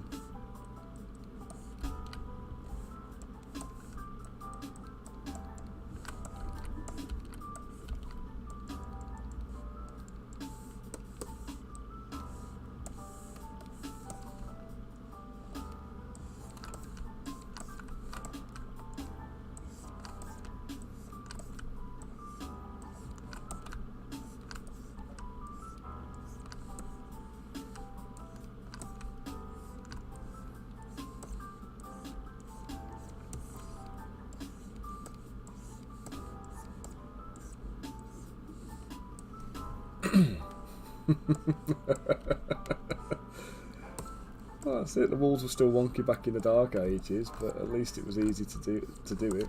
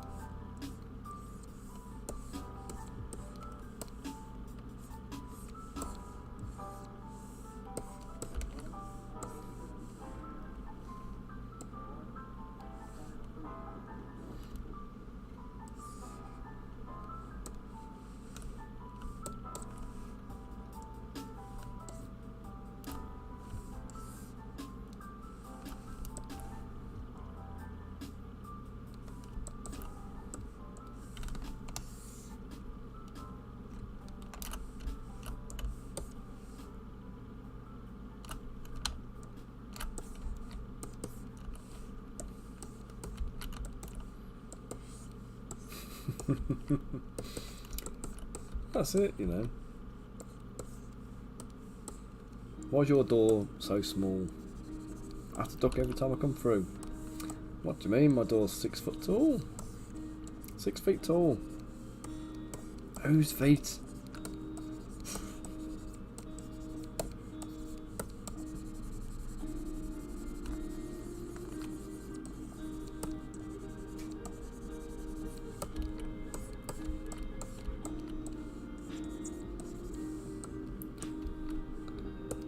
I think my wife's feet are so small. It's like, you know, you kind of look at her and you kind of go, if I pushed you over, I think you just tip. You like don't have the stability at your base.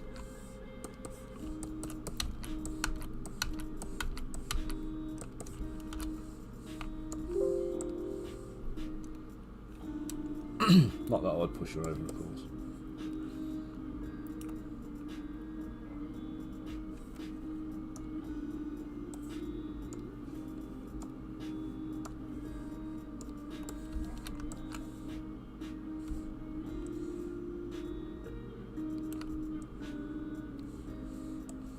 Two and a half.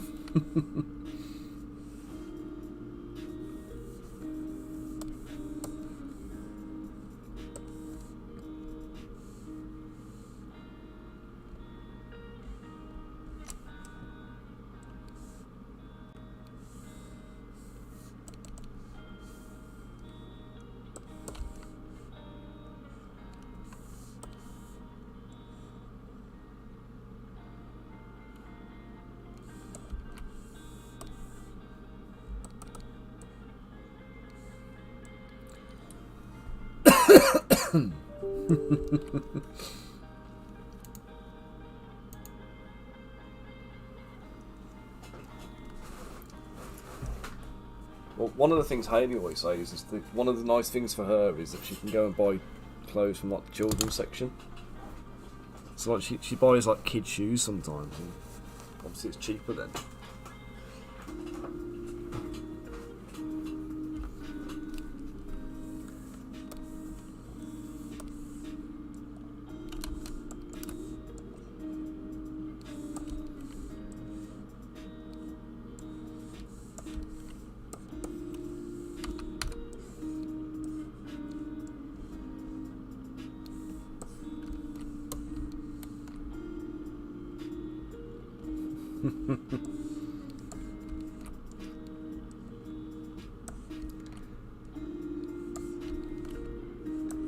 It's when you're dealing with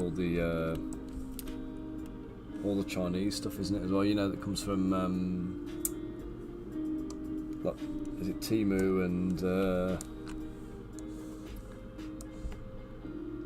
Wish and those kind of places. All of those things, you get any clothes there, they're all in Chinese sizes and stuff like that. So you buy something that's like, you know, a normal size medium or whatever, and it's never going to fit you in a month or some days. You're going to have to kind of like downsize it, or you know, you have to go for like for me, I'd normally have like a border in between like a medium and a large in clothes. For shirts, I tend to go for a large now, and t-shirts and stuff, because I know they inevitably shrink a little bit. They might be a bit bigger on me when I first get them, but then like by the time they've been washed a couple of times, they'll have shrunk down and they'll be a bit more wearable.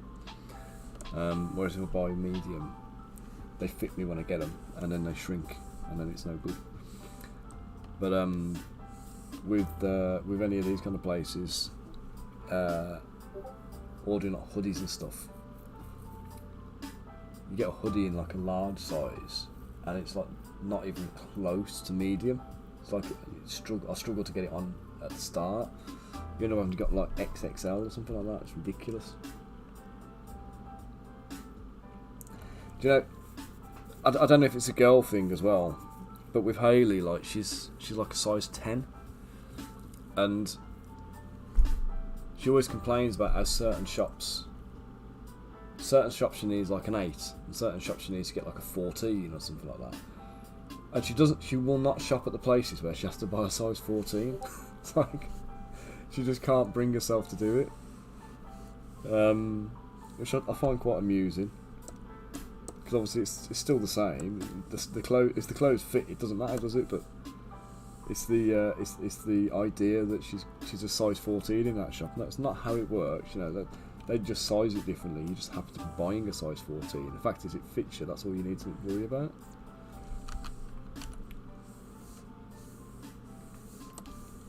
Oops. Let's damage that.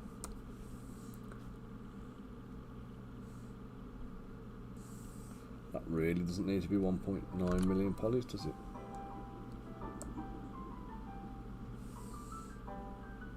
Uniqlo? No idea.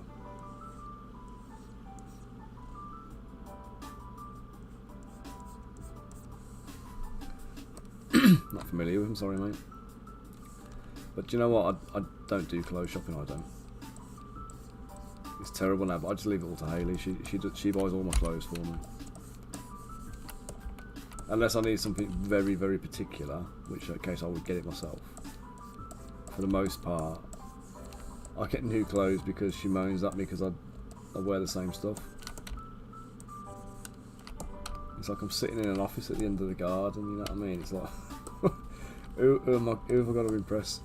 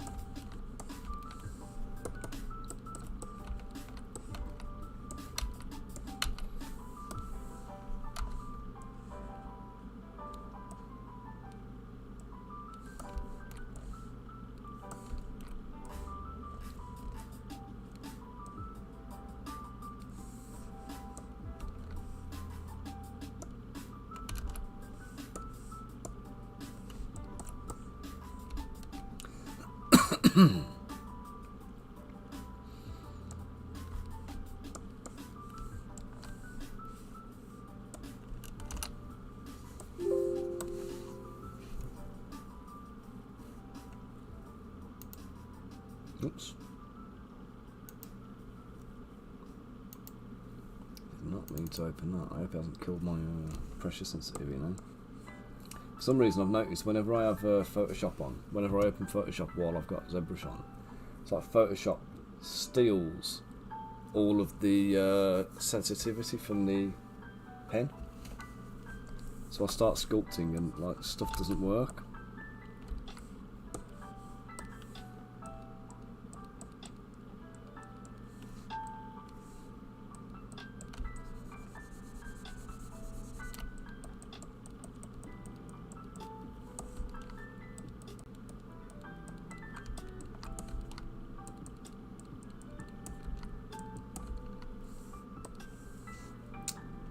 Yeah, but I have it with. I have the same with my Cintiq as well. Not that my Cintiq works anymore, but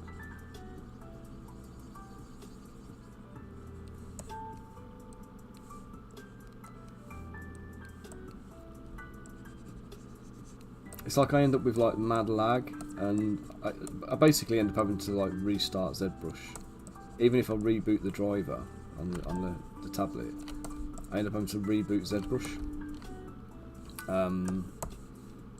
Because it just won't play ball at all. Never has. As long as I've ever been doing it, I've always had the same issue. I don't know, maybe. I think I've got Windows Ink disabled anyway.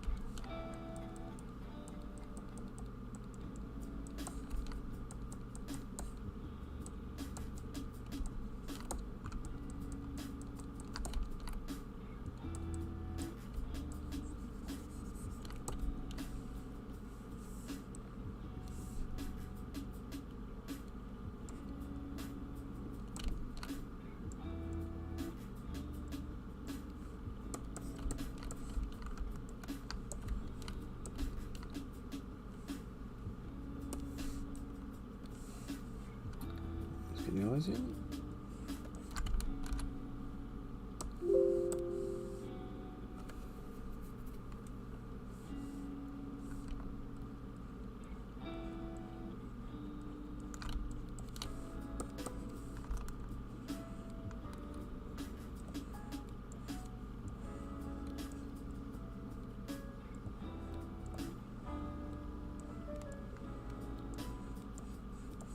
So carve the eye holes.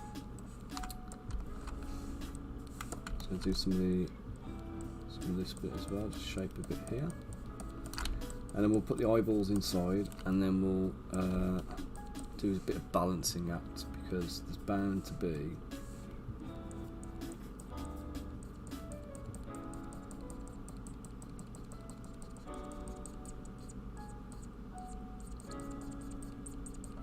imbalance in the eyelids. So let's just get this done first.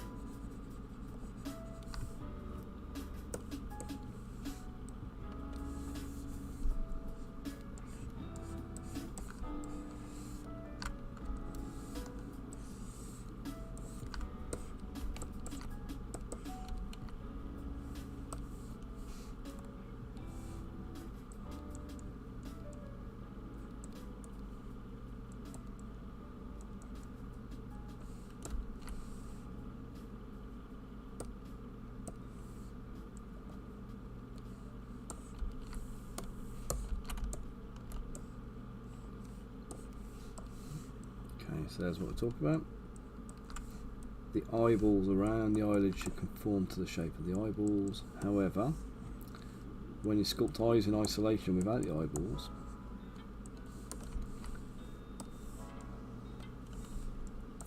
it's difficult to get it right.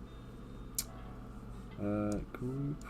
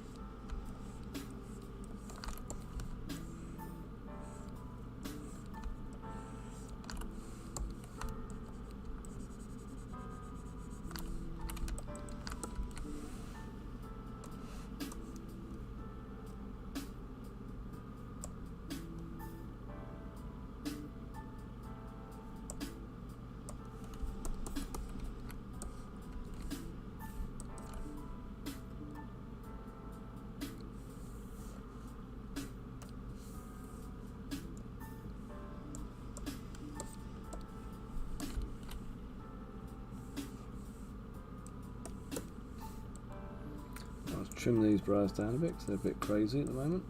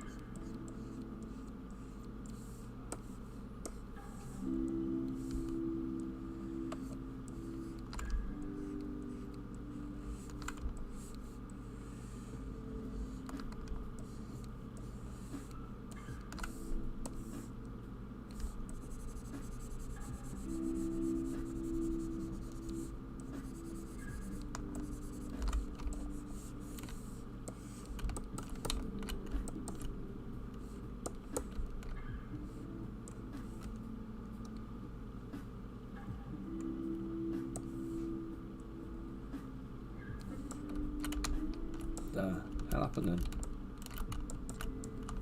Save that before it does it again. I do not want a glitch that kills my stream or kills my sculpting again.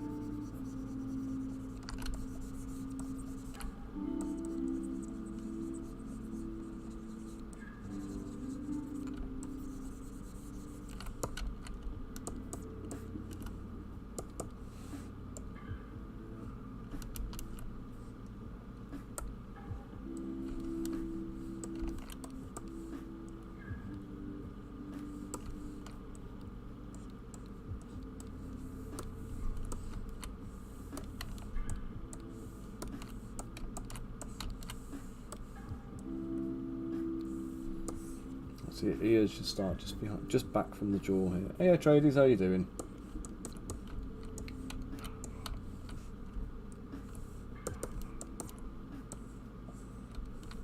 Hope you're keeping well today.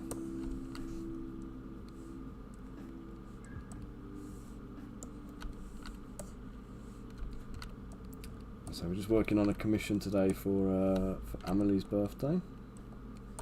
Amelie is the daughter of Andy Hobday, who's one of my regular clients who I do some work for. So I've done all of the terrain for them for the war games for Baron's War, Doing a little bit of stuff for them for Gangs of Rome, which is the one they're rolling out at the moment.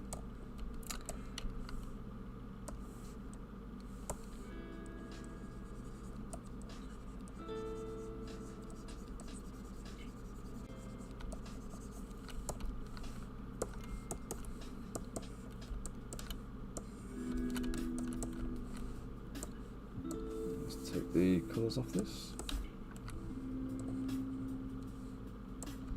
I think the face needs to be a little bit rounder at the bottom of the jaw.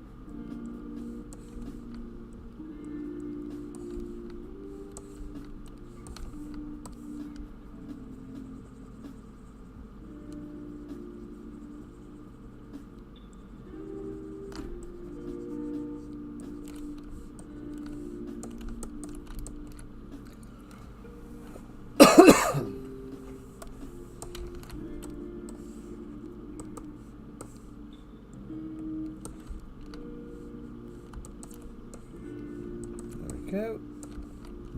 Let's just shrink the head. Swatch, do I?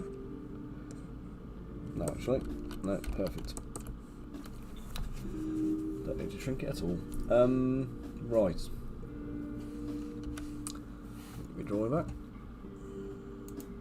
Guys, just if anybody hasn't seen it already, this is the character we're making today.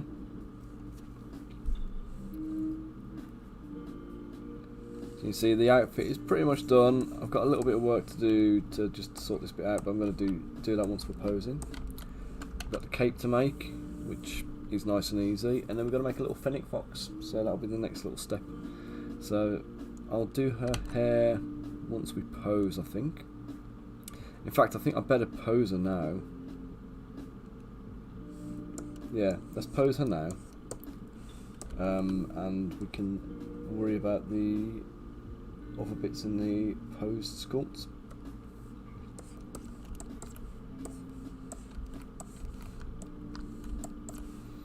Let's just merge visible. Oh, you're there again, Andy.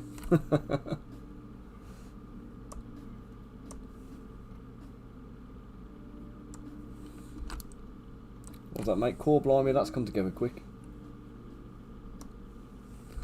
And I was thinking the same thing myself.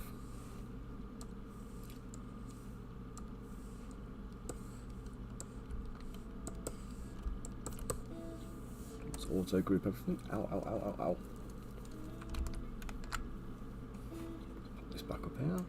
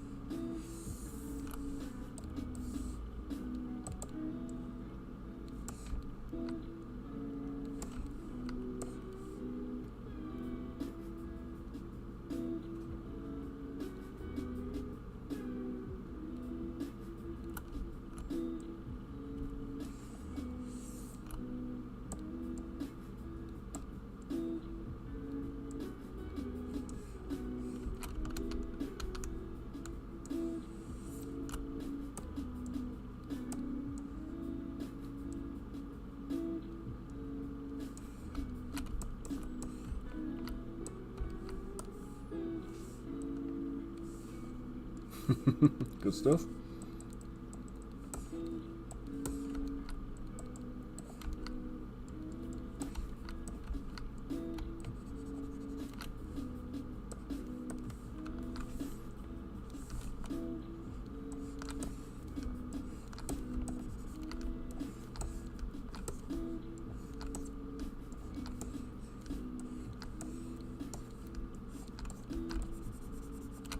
What do you think then? Do you think she'll approve? Or am I going to get revisions?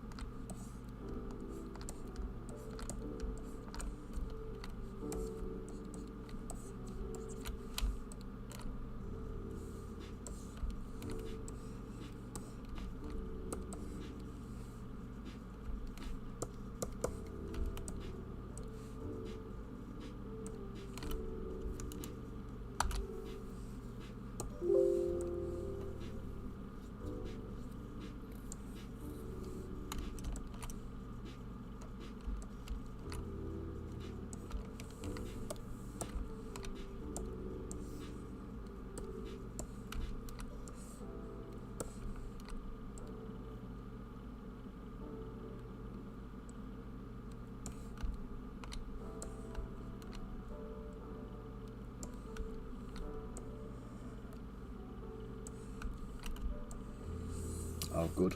Good, good.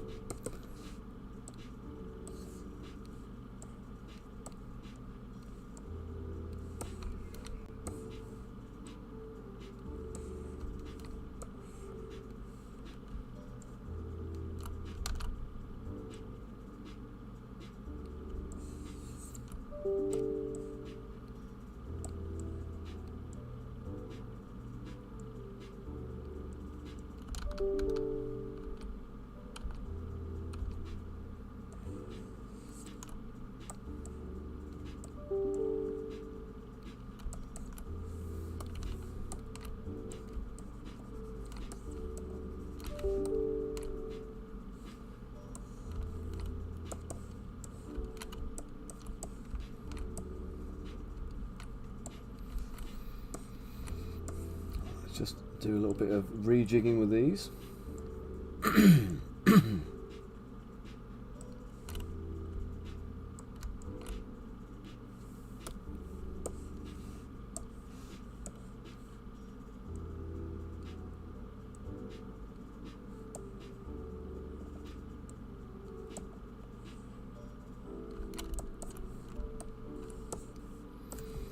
This is where I didn't want to do this too much at the time, because we do a bit more now.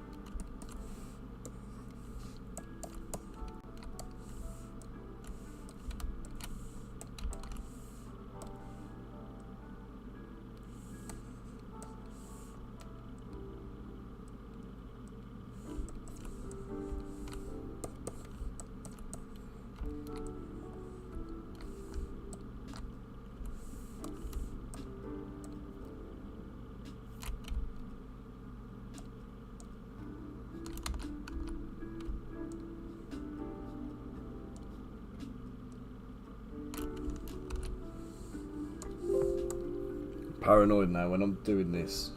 Whenever I get a bit of lag, I'm like, oh my god, it's going to crash.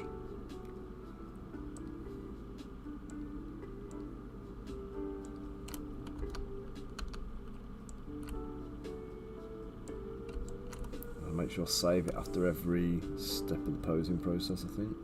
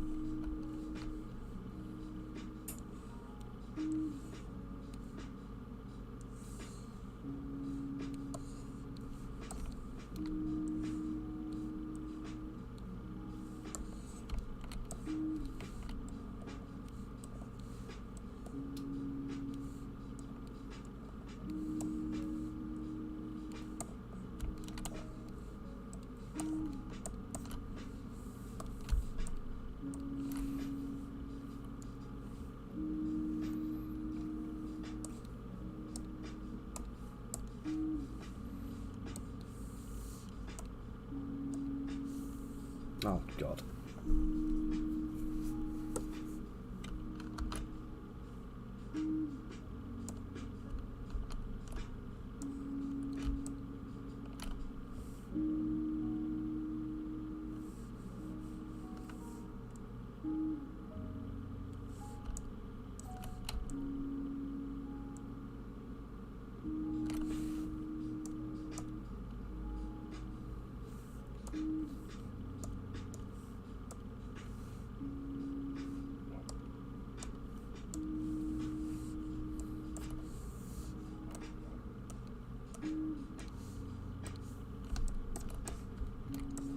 Okay, so with these bits, let's put a few creases in there.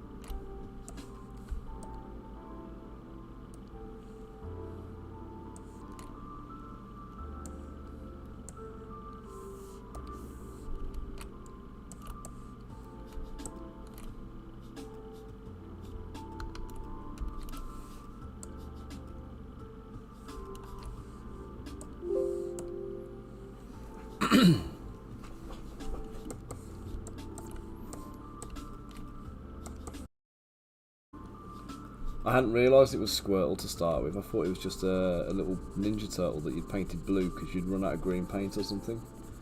It wasn't until I flipped him round I realised he got the Squirtle tail and the shell and everything else. I realised what you'd done with it. Great idea. That was one of your sculpts, isn't it? Is that one of the ones that was on your little portfolio page you sent the other day?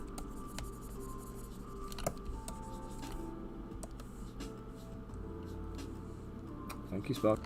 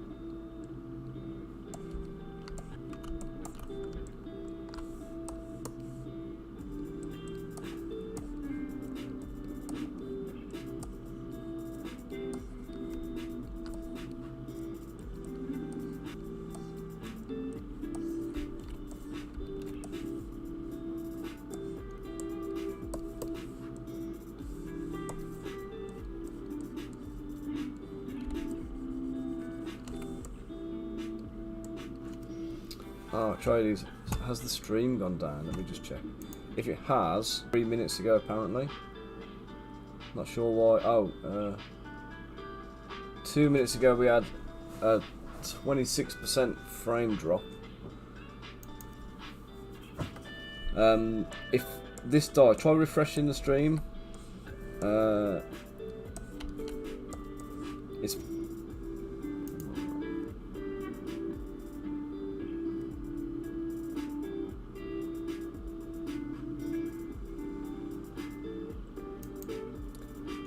have I got too much running or something, or let me just shut down Discord.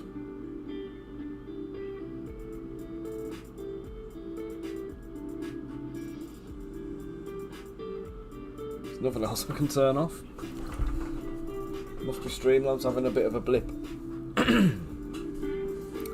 It could be Twitch, because I know Twitch is a bit of a funny one. YouTube, whenever it dips out on here, YouTube seems to be okay still.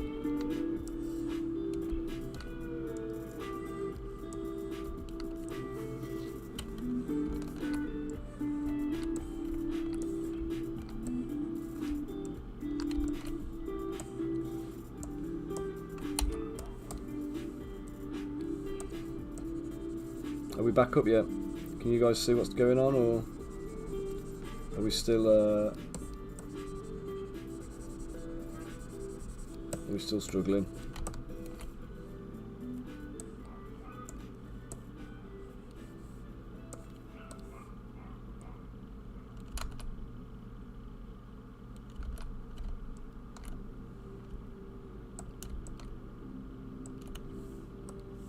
Hey Sparky, thank you. Guys, if anybody's struggling with Twitch, hop over to YouTube, find us on the YouTube channel.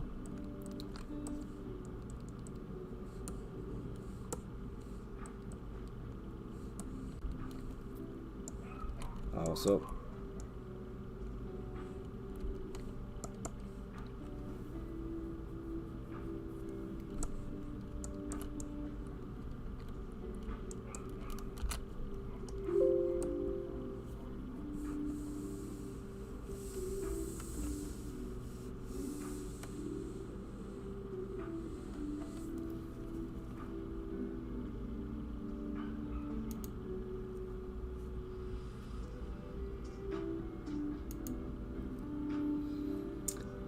Let's have a little look at my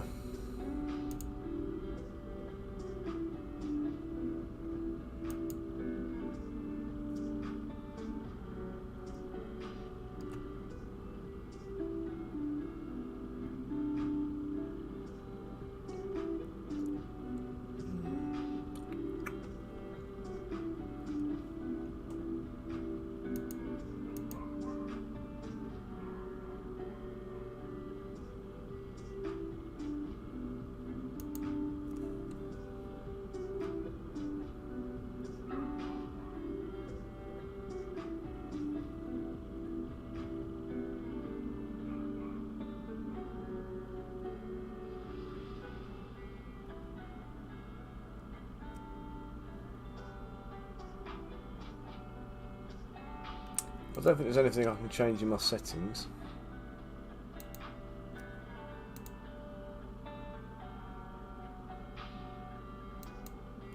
I don't know what all this drop frame rate nonsense is about, because I've sculpted far bigger models than this on stream. It must just be Twitch having a brain fart today.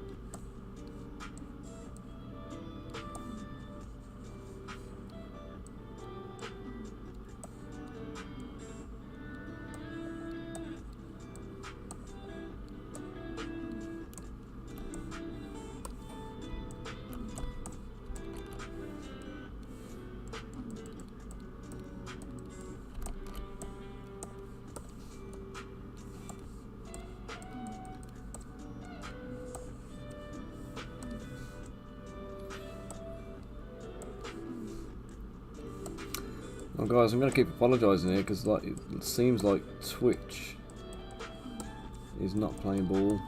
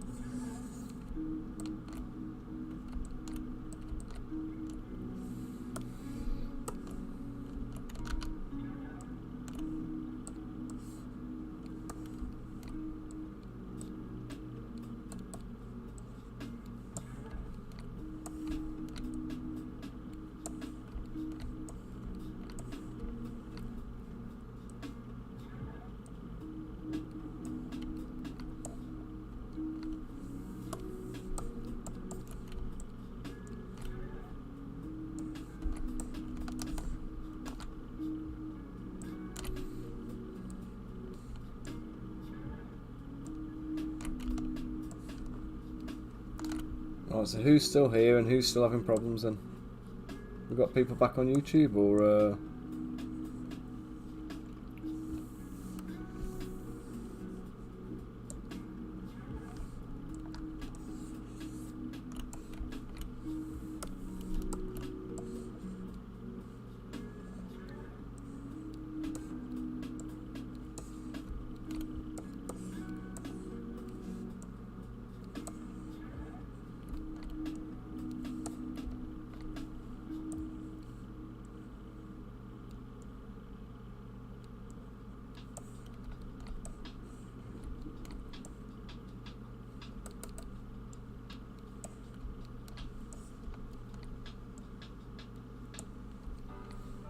I'm seeing little red error messages popping up all over the place here, so something is really not right with Twitch today.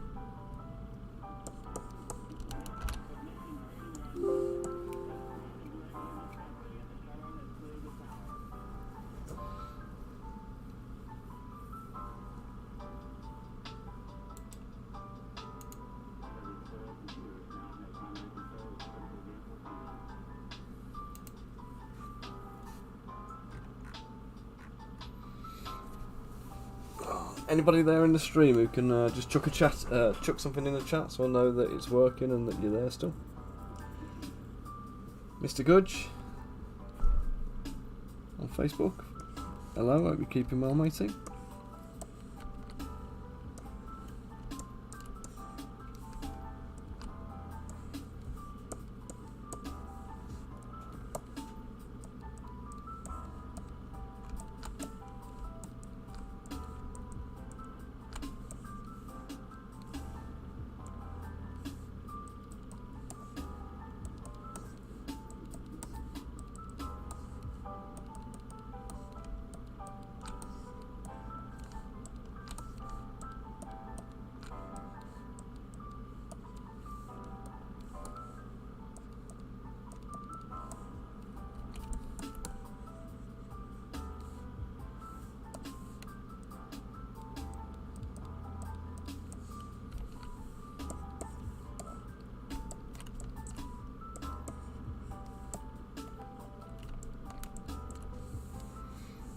I think I need to make those hands slightly bigger and then I'll inflate them to thicken them up a bit because I think they're going to be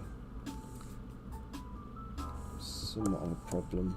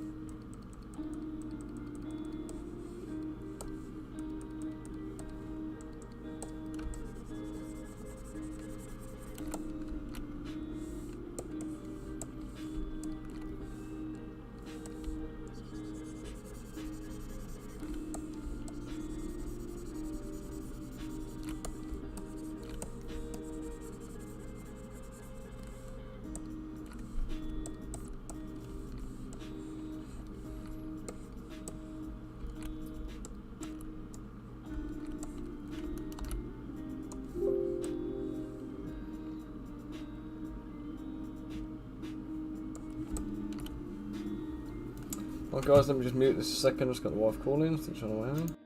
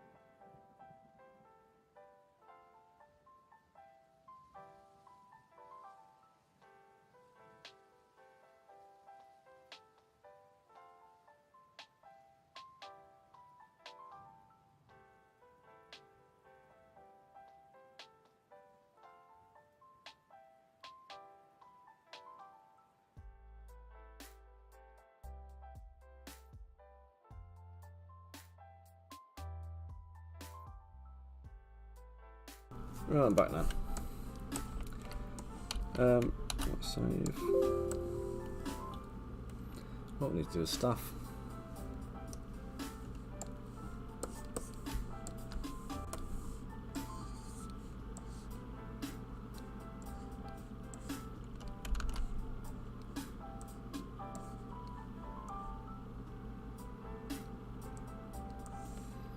That's about as thin as I want to go, I think.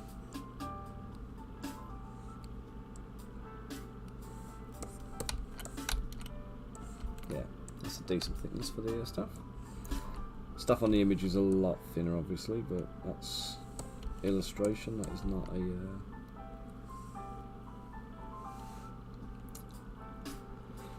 Oh, best way to do this next bit. Shadow box. That's what I do.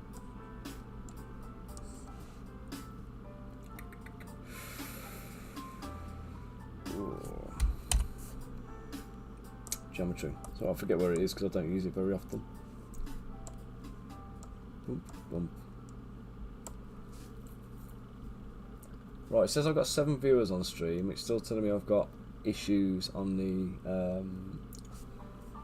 thing. I don't know how many people are on YouTube, and I don't know how many people are on Facebook. But I do know I'm still having frame rate issues on Twitch. So, can somebody on one of the platforms give me a shout and let me know how it's going? If you're there.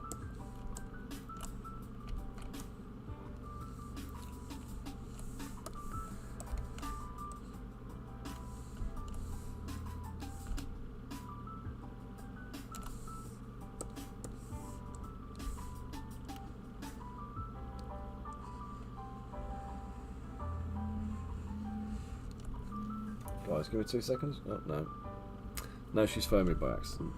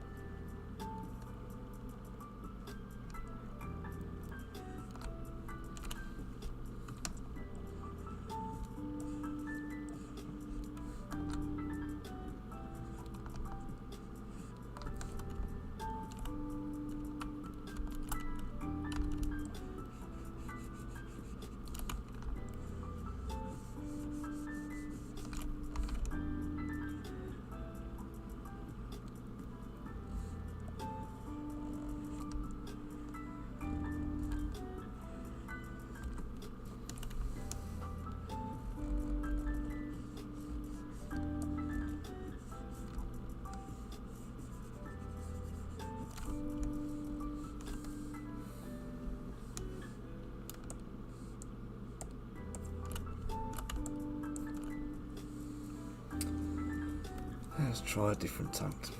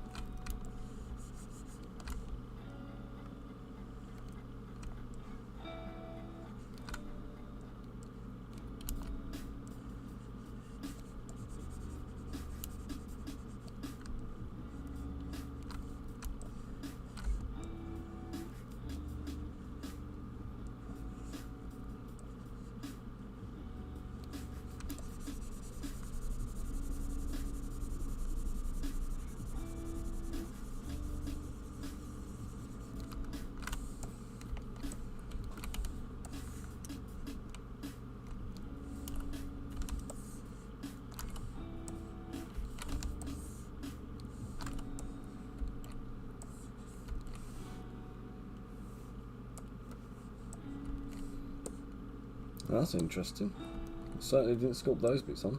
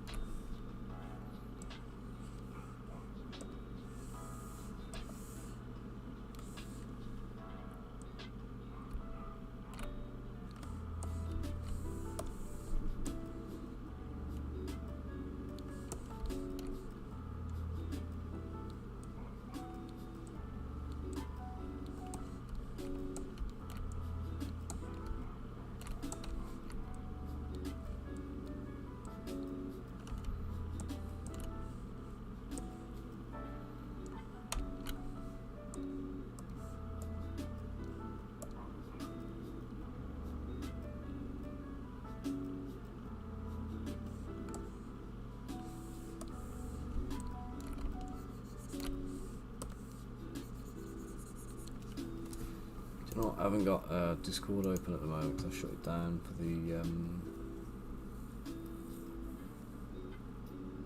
to see if it was causing problems, but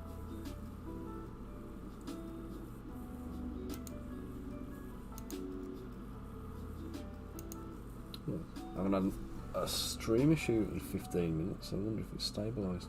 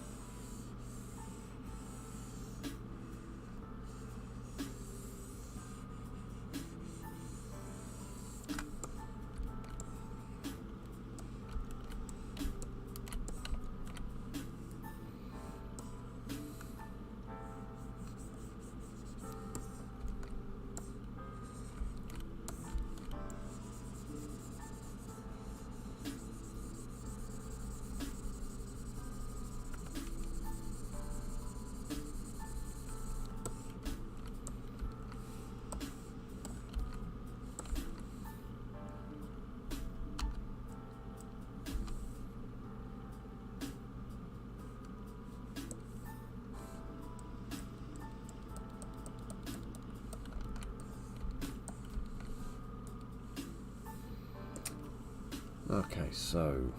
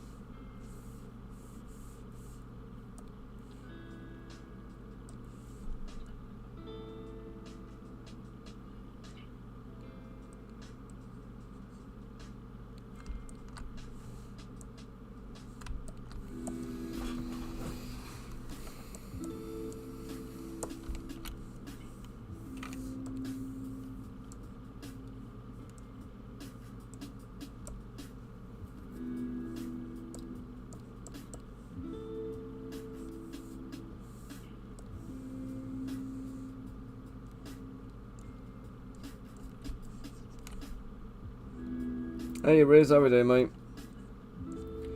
Glad to see someone in the chat, mate, because we've had no end of issues on the stream, apparently.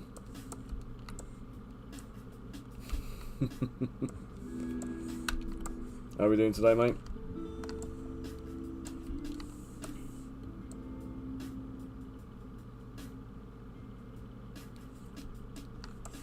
Good man.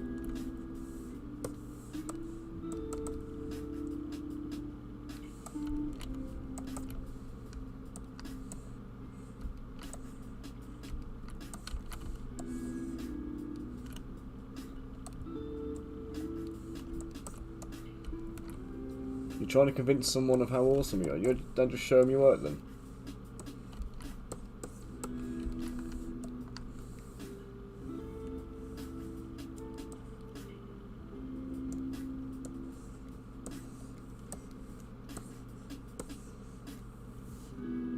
Was it one of them where you've offered somebody some advice and they don't trust you?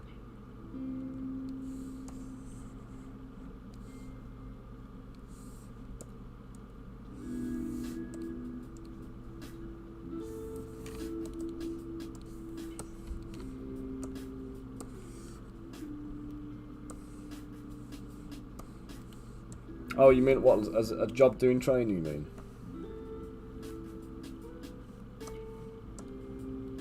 Oh, well, I'd have no hope there then.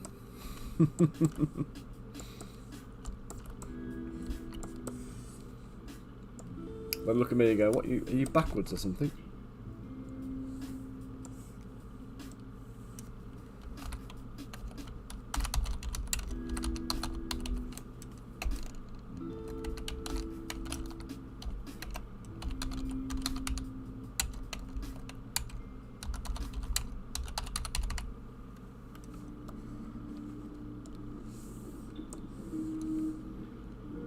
Yeah, been good, thanks, mate. Just busy. So I've got these this commission I can't like show on screen and all that kind of stuff. So I've had to do a bit of that stuff.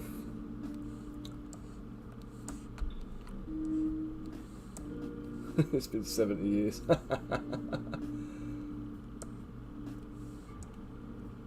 Hey on YouTube, how you doing? So I have no idea what the name is, unfortunately.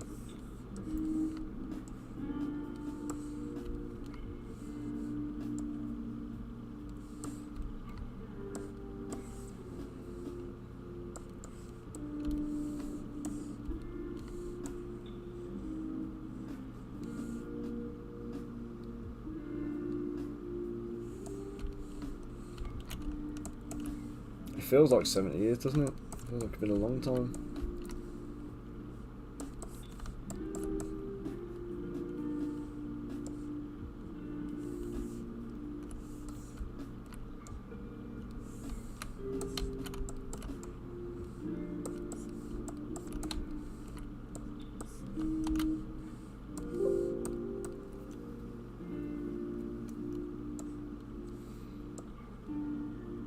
Oh, it's a private commission. It's a friend of mine's, his daughter's birthday.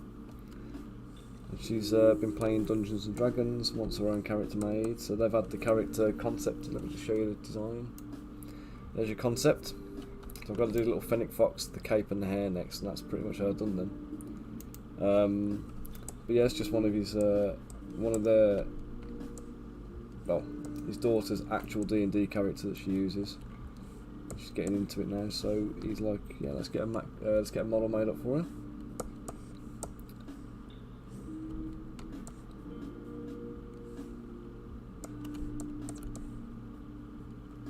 Oh yeah, how you doing?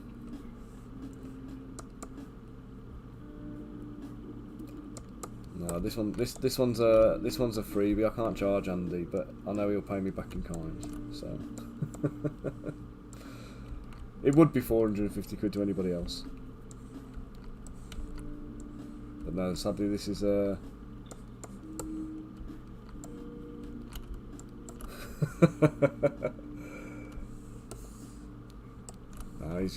he's good for it, Andy is, I know he is.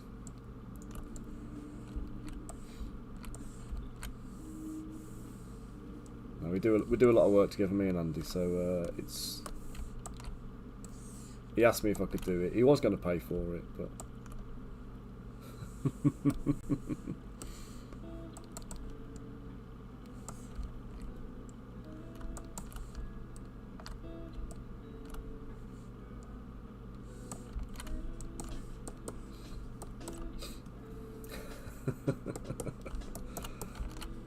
Right.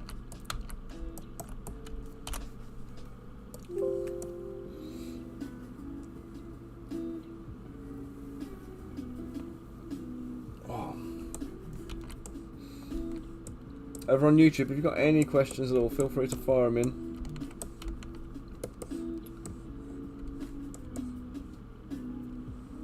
So how far into the stream are we now? Oh, thanks for the resubs, Riz. Steve over on Facebook, thanks for the like, mates. I can't see my stream timer. I don't know how long I've been running for. So we started about 10 o'clock this morning. It's 1:45 now, so that's nearly 4 hours working. Right, Cape next.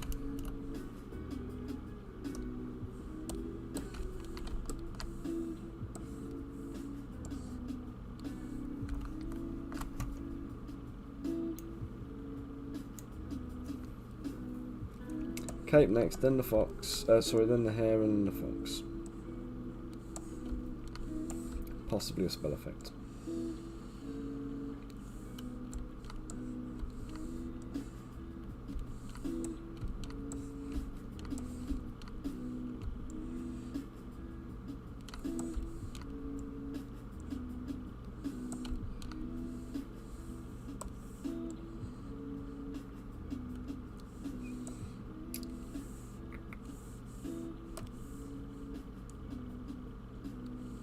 How long have I been doing? Well, this particular one, 4 hours. But I've been sculpting miniatures for over 20 years now. And doing words. Doing miniatures in Zbrush. I've been doing since 2010.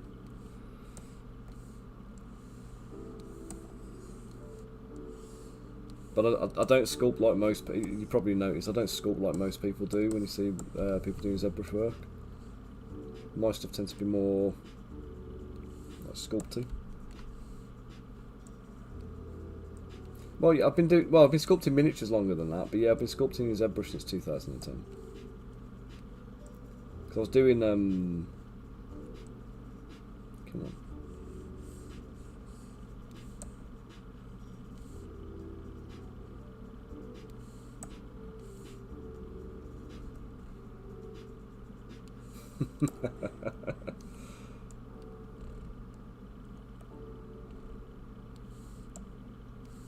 It's alright, mate. It helps get through the stream.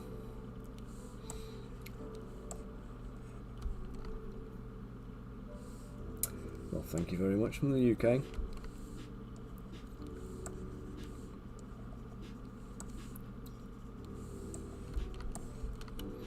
Right, that is as far as I'm going to go with this cape, I think. Now let's give this a few more points of resolution.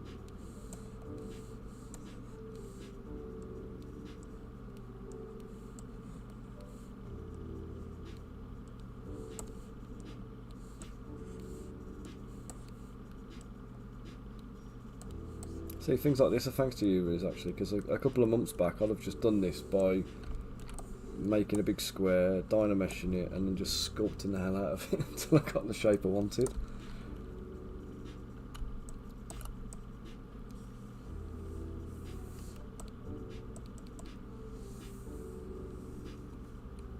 I'm still not going to do what you want me to, though.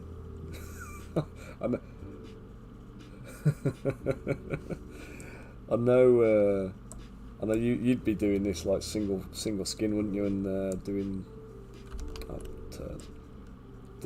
dynamic subdivision thickness and all that kind of stuff. But you know me.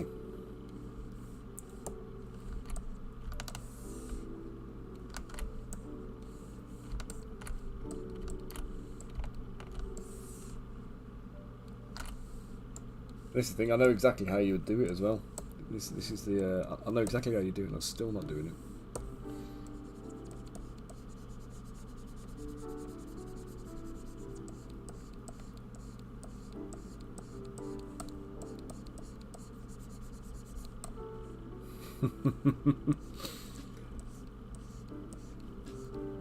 I want to see you do a miniature my way. It's like sculpt everything. Oh, do you know it's really difficult to say. How long does it take to learn is a tricky one because it's about how much time you're putting into it. So Zbrush is a package. A couple of weeks of practice, you'll probably have enough fundamental information to be able to do it. But then you're dealing with like learning anatomy, learning you know, what techniques are going to work for your workflow. Like for me, I know there's 4 or 5 tools that I'll use in ZBrush. Like that's do it in Blender. Oh my god.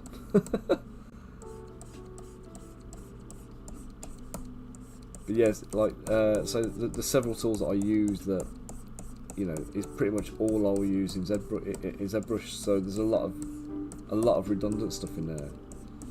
I say Riz on the chat at the moment as well. Riz does stuff in a completely different way to how I do.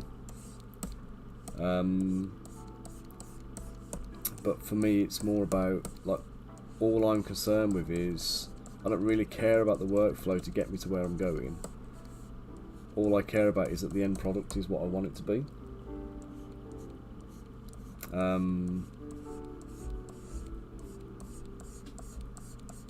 So it doesn't matter how clean it is or how nice it looks. I'm not worried about, you know, the various different stages. I just wanted to make sure it comes together at the end and that it's as I intend it to be. But yeah, like there's various elements that go into kind of getting good at sculpting. No, but Blender was a it got bought up on Twitch just by Riz. You could do this in Blender. Everything I'm doing here you can do in Blender. I don't know how to do it in Blender, but I know it's possible. I think you have to use dynamic subdivisions in sculpting mode and stuff like that, but they use this mode up here that I've got. I can't use it at the moment because I've got too high poly mesh, but it's dynamic subdivisions, which is not dynamic subdivision, dynamic tessellation, which I know is a function in Blender.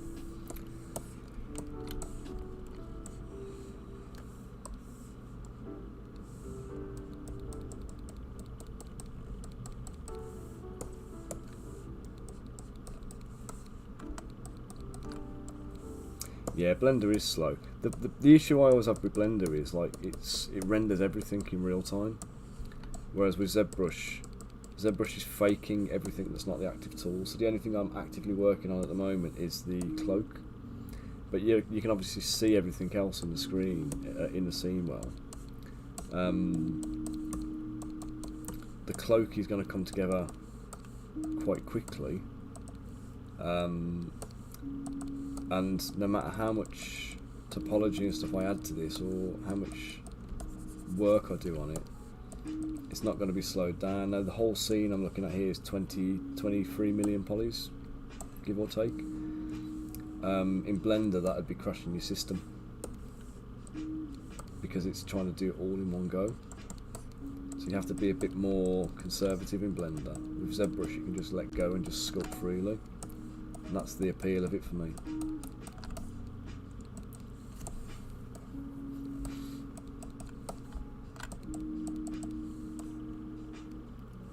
Yeah, no worries.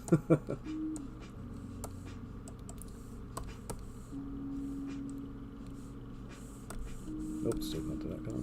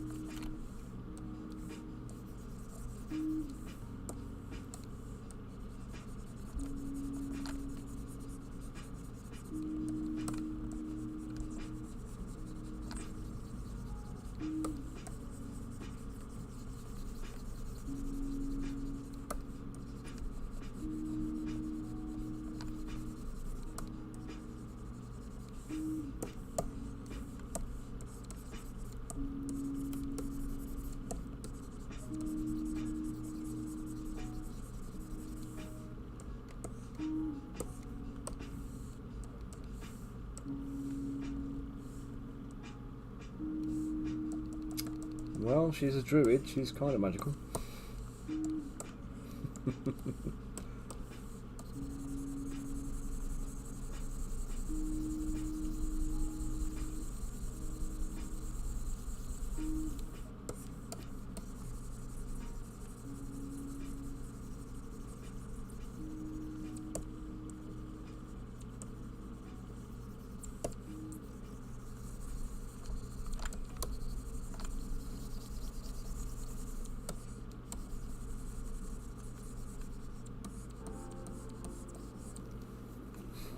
Cheers, Riz. I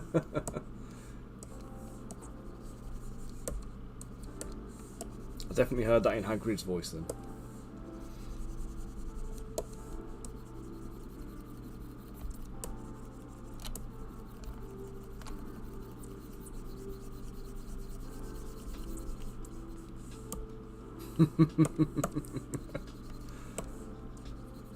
Mission successful then.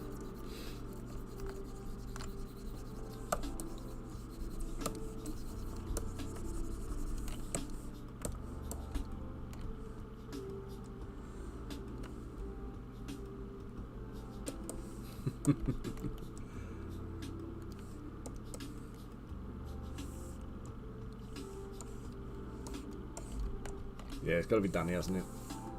It'd have to be Danny to work. Oh, God, my wrist.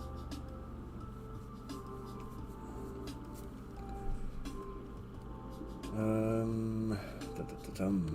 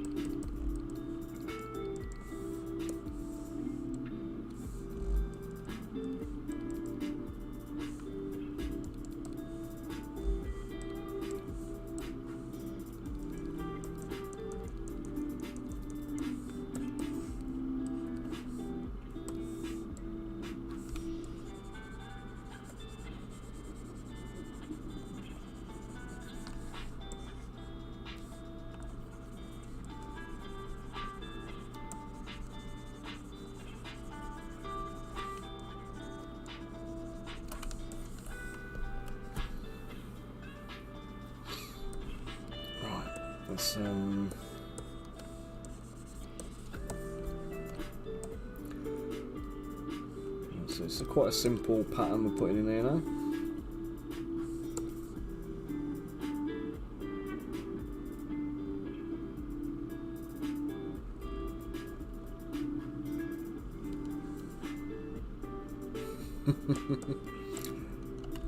I know, mate, we'll do it. We'll get it done. Fortunately, mate, I need to do the commissions to pay the bills at the moment, so...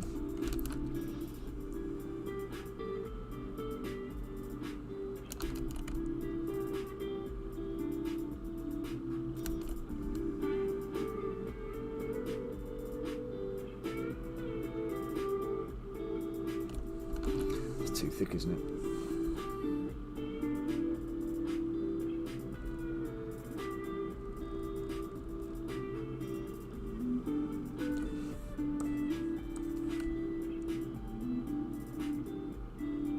No, I'm on it, mate. We'll be on the 15mm business very, very soon.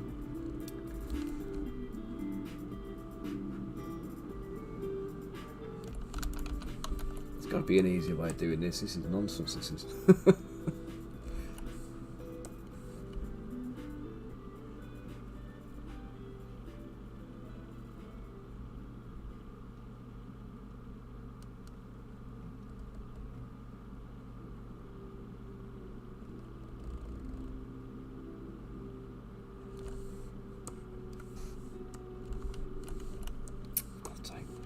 Rotate the model as I go as well.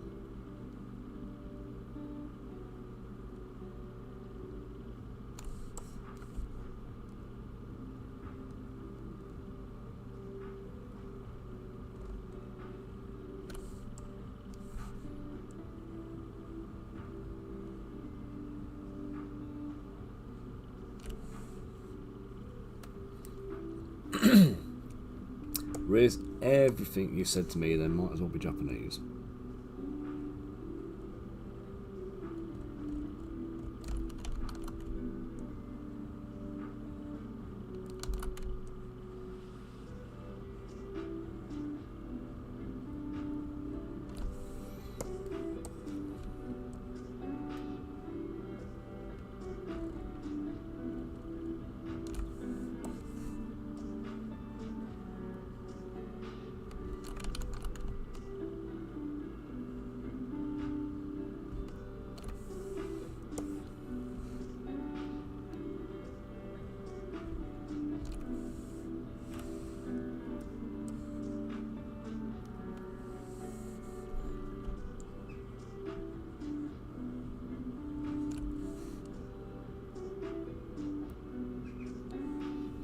So sometimes it's better to paint things like this, mask by intensity later on.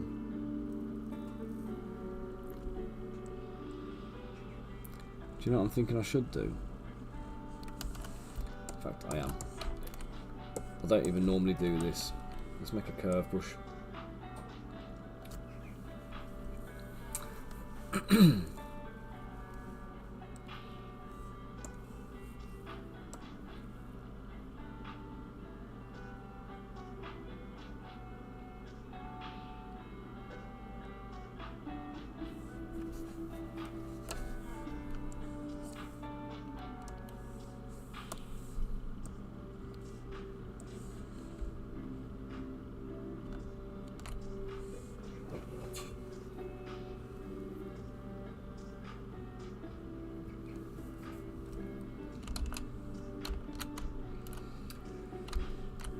Let's go. Best way to do this. So I want the curve to be like an S shape, don't I?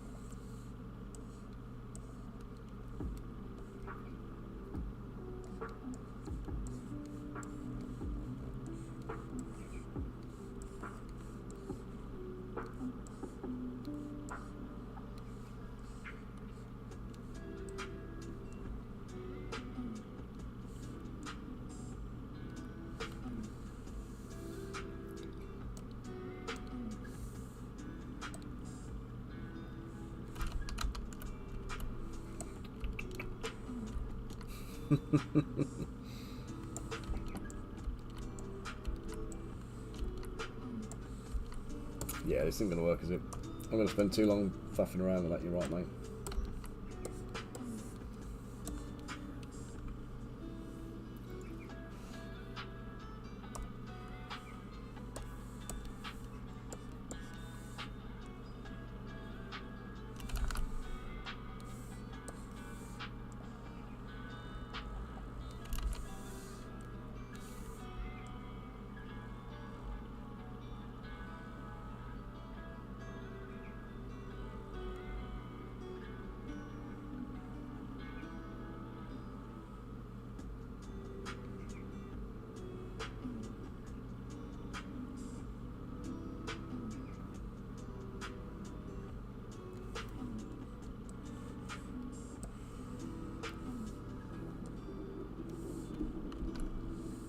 Use what? Paint.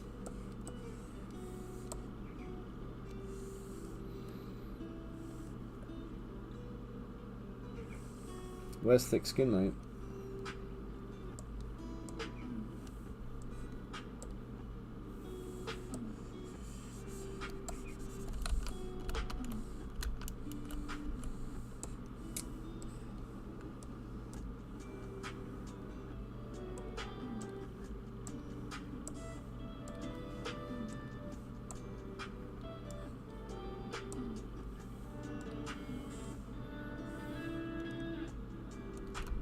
Oh.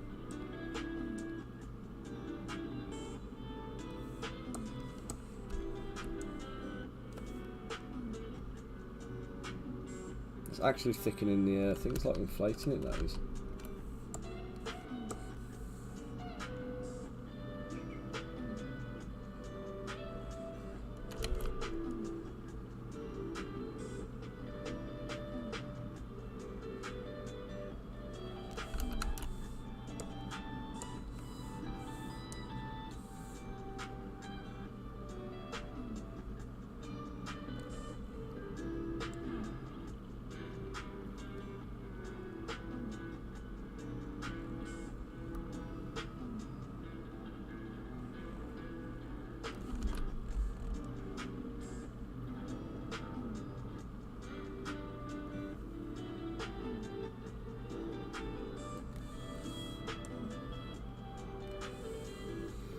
See, I used to do that using morph target and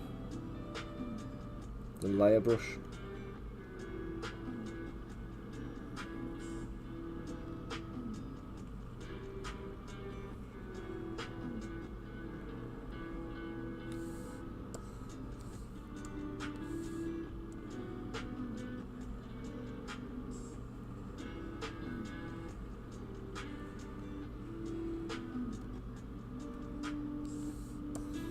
Thanks for the tip on that, Riz. I didn't even know about the thick skin.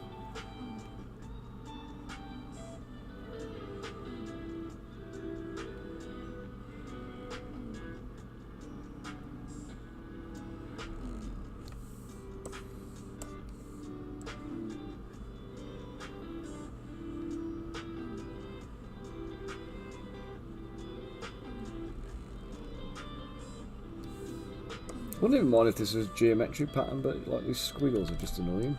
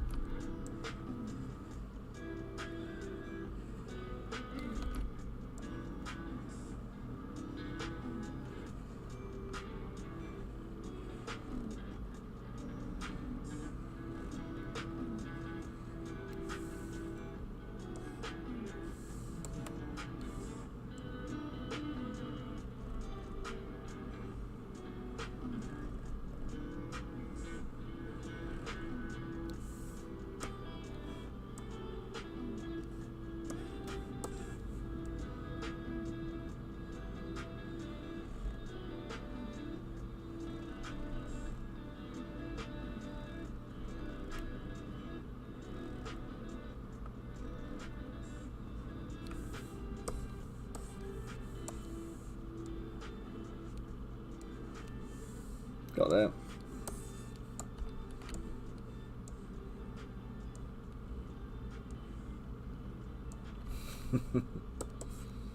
we go. It's not perfect, but I'll take it. I'm going to pop that down to a save.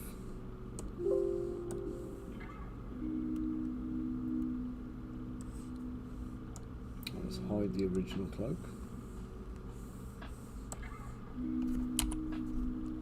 Literally just saved. Do not need an auto save. Oh, turn thick skin off now.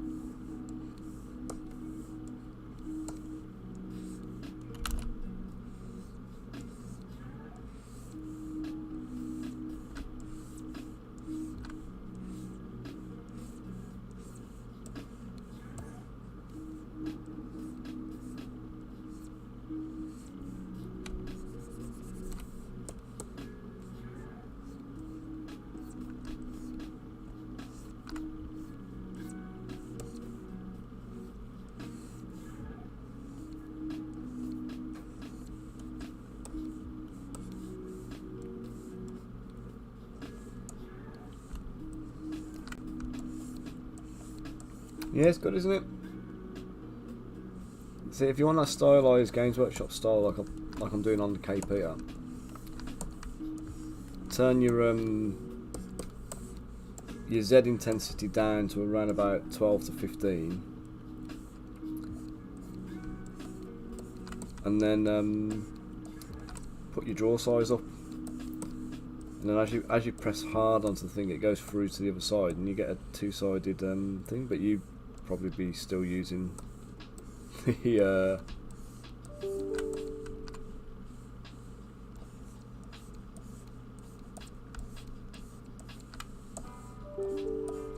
what do you call it? The skin again, wouldn't you? I imagine.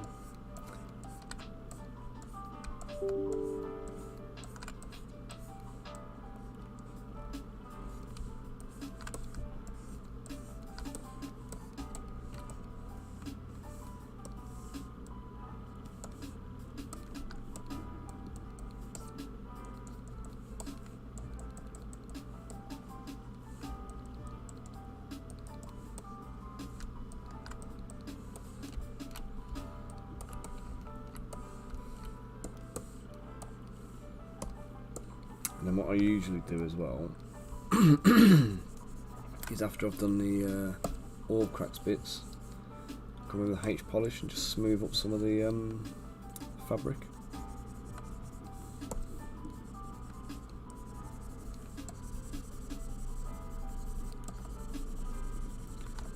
Because you don't really want to leave any of your forms up to chance if you can help it.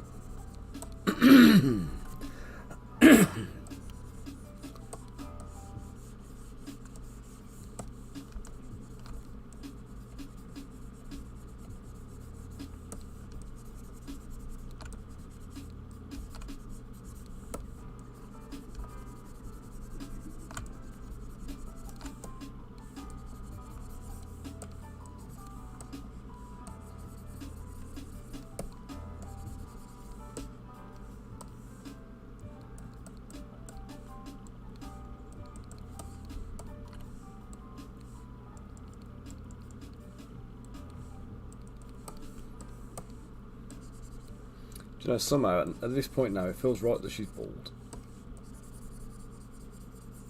Like I kind of feel wrong doing hair on her.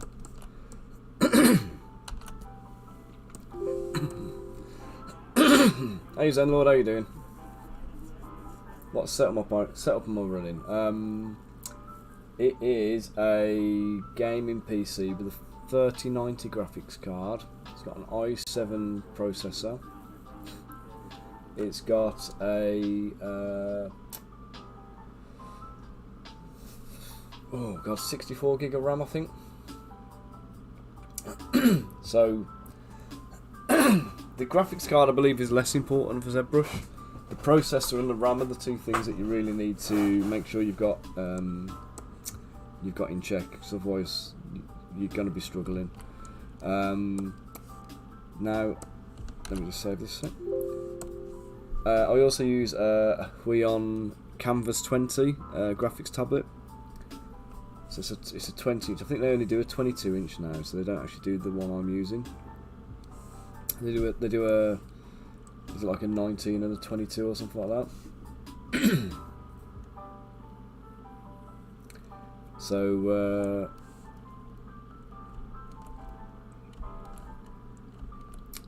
yeah, what was I saying? Yeah, tips for starting up. So my first tip would be obviously get your hardware and software in check. You definitely need something that's got a stylus. I'm picking up very shortly a Microsoft Surface Pro 9, which is the i7 model. Also for doing like sculpting remotely, and I'm kind of confined to the office doing this, so it kind of lets me like take it into the living room and sit on the sofa with the wife and stuff. So an i9 Surface Pro should be fine for it as well. They are about to release ZBrush on the iPad as well, so if you've got an iPad you can use that. Well, you can't right now. You can use Nomad Sculpt with an iPad, but you can't use ZBrush on it just yet. So get your software, get your hardware sorted, and then in terms of actually making miniatures, bases are really easy. I did one a few weeks back, and I did some bases, and I ended up actually just chucking them in, doing them as a thing.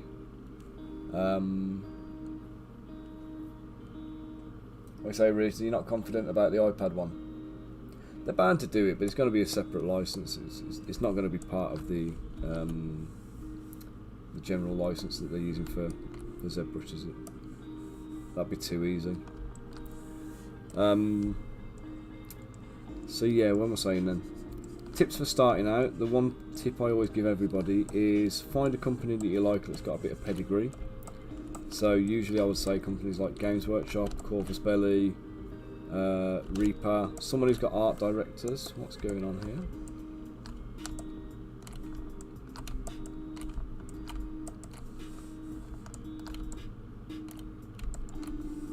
Where has the body gone?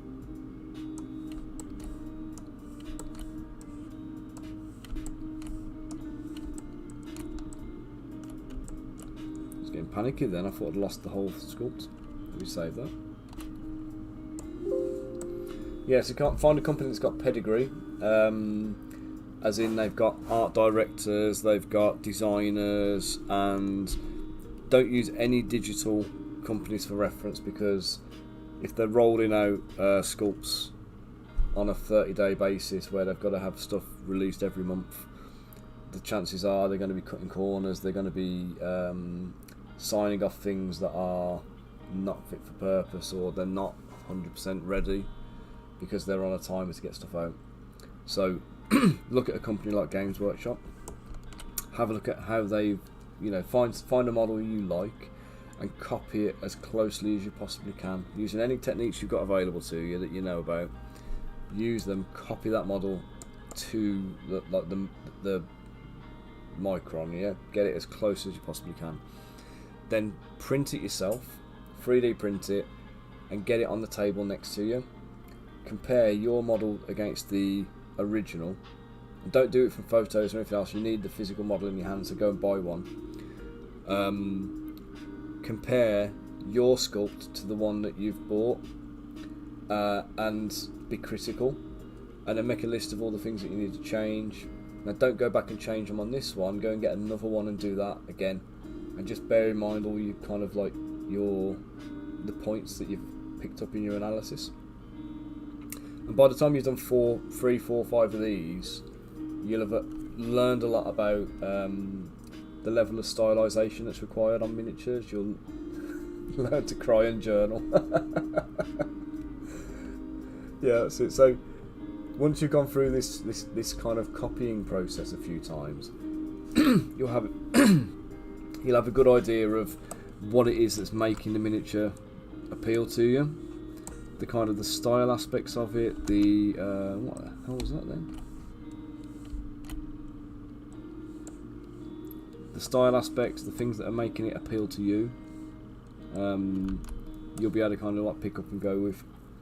So hopefully that'll give you a good starting point to kind of work from. And then after that, it's just lots of practice, really. Just find your own style. You know, copy and mimic to start with until you feel confident, and then start doing, you know, your own stuff.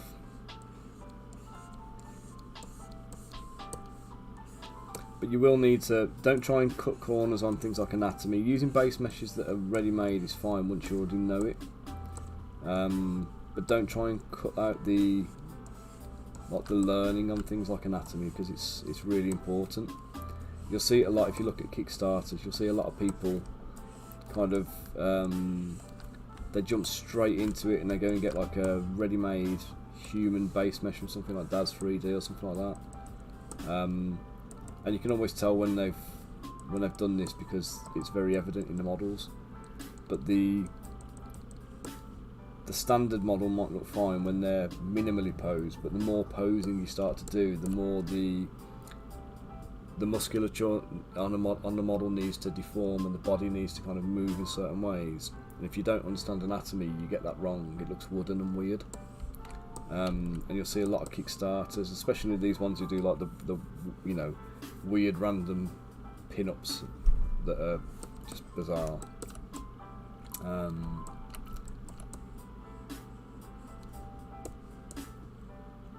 Right, there is an issue I've just identified. What's happened here is I've pulled the mesh all the way through. Two ways I can fix this. I can either do what I'm about to do, use backface mask and inflate to blow up the inside, but it's still coming through the outside a touch. Or I can drop a sphere in there, move the sphere to shape. Just try and make sure it doesn't come through the other side. This will do for now. So I'm just going to auto group again.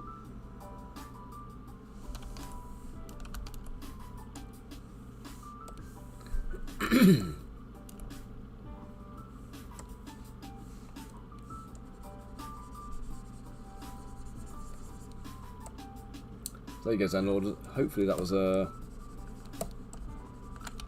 answer for you in a fashion. And obviously, I think a lot of people sometimes want a quick fix answer, and it's not always the case, unfortunately. There is a lot to learn. I mean, I've been painting miniatures for 35 years. I've been sculpting miniatures for over 20 years.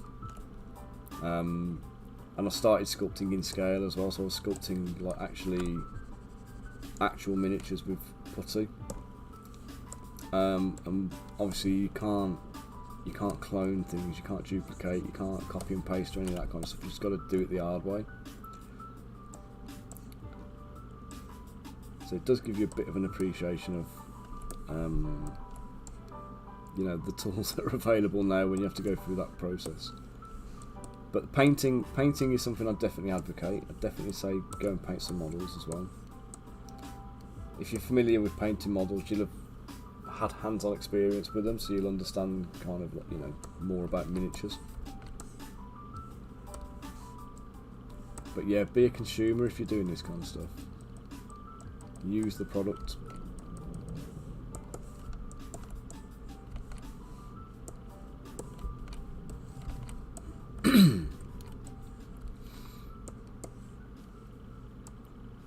Another company to have a look out for as well is Futsal. Go and have a look at some of their models, because you've got Paul Hicks making a lot of the Barons War stuff, and I know Andy is a absolute beast when it comes to his specifications and his art direction, whatever. So if you grab some of the, if you wanted to get into historical stuff at least, have a look at some of their minis. And yeah, you'll definitely learn from them.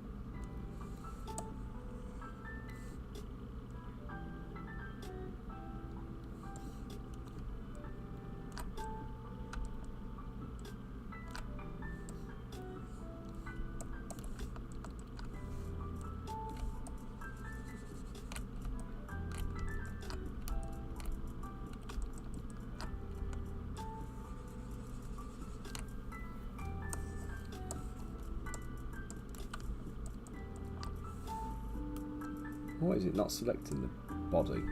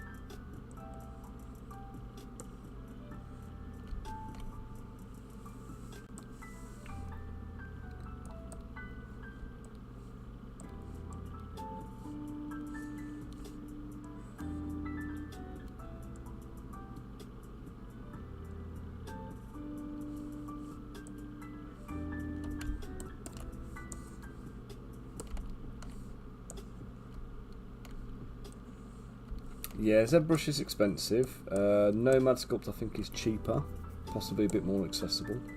I believe Riz probably will tell me more. Is Nomad Sculpt web-based, if I remember right, mate?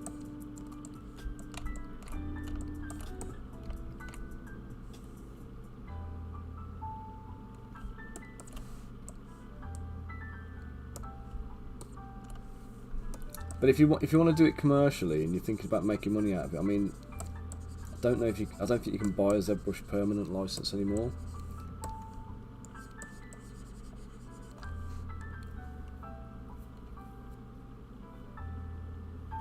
Ah, you can just use the app. So yeah, Nomad Sculpt is probably your best bet for a Zbrush like. There was, I want to say it was called Mudbox. I don't know if you ever tried that one, Riz, but that was something that looked pretty decent, to be honest. I remember thinking, like, if I wasn't using Zbrush, I'd give Mudbox a shot.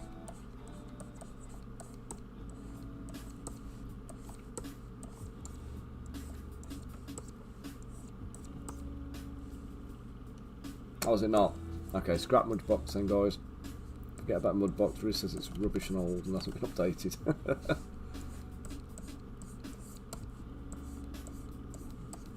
Something's going weird with my brush here and I don't know what's going on.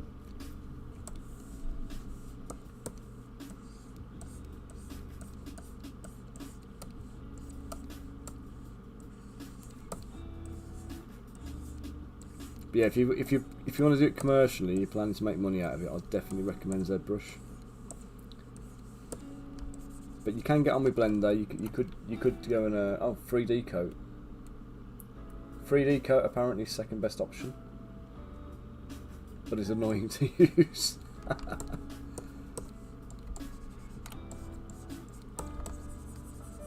Yeah, I'd say I haven't really got any experience of any other software. I bought Zbrush like back in 2010. I've got a perpetual license for it, which I'm just going to keep going. I'm not going to be updating it and changing it or nothing like that. But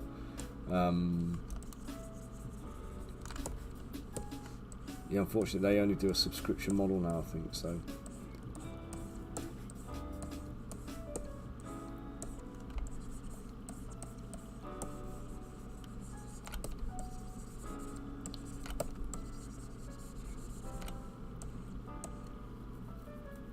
So simple things like zoom to cursor are missing.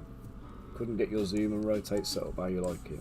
Yeah, but this is with experience of ZBrush, isn't it? I think if you've not used ZBrush and you're going to go into this software new with no preconceptions or external influences to tell you what to expect, it might not be that bad an option. So that was 3D coat.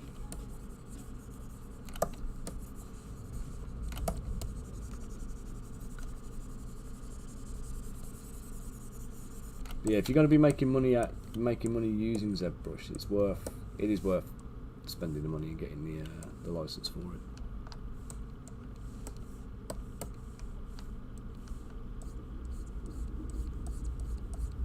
In my opinion, at least.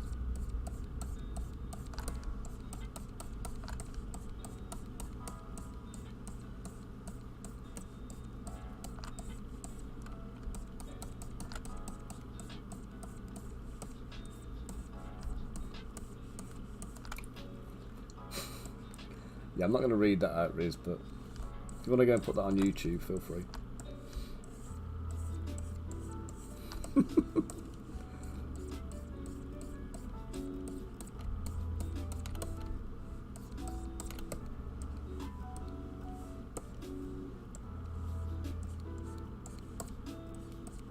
I was thinking that. Pilots, alright.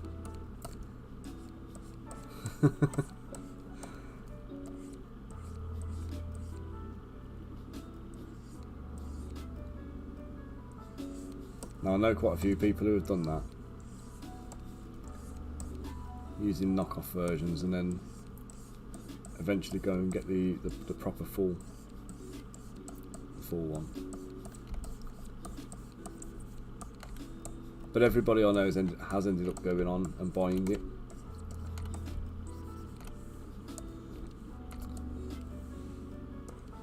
Because they do offer you a lot. You do get a lot of. I mean, I'm not so sure now, but in the Pixelogic days, you got a lot of updates and a lot of features in there. And obviously, there were varying degrees of usefulness.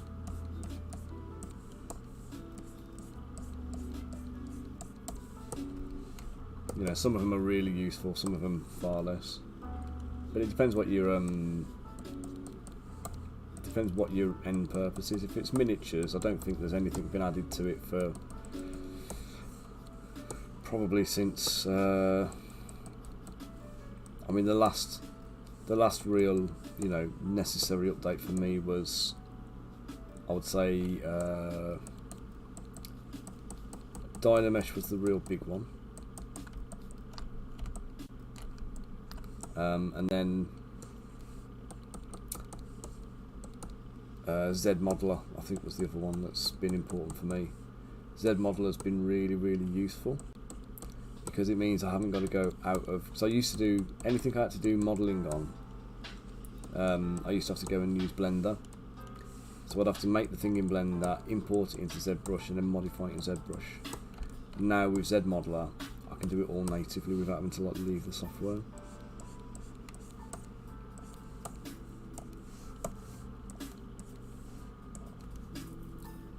Yeah, I still don't. I mean, you know my workflow by now, anyway, mate.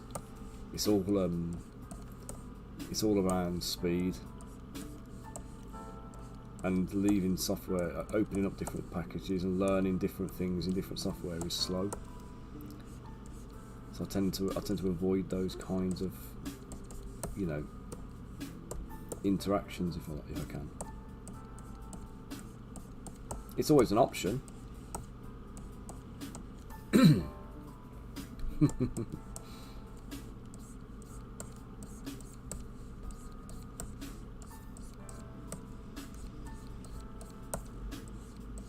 Yeah, but I would argue, mate, you're a far more technical sculptor than I am.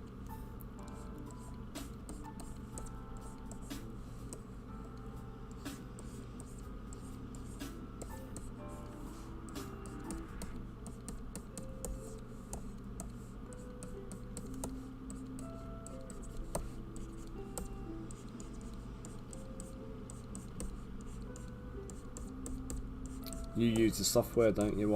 I kind of use it because it's there.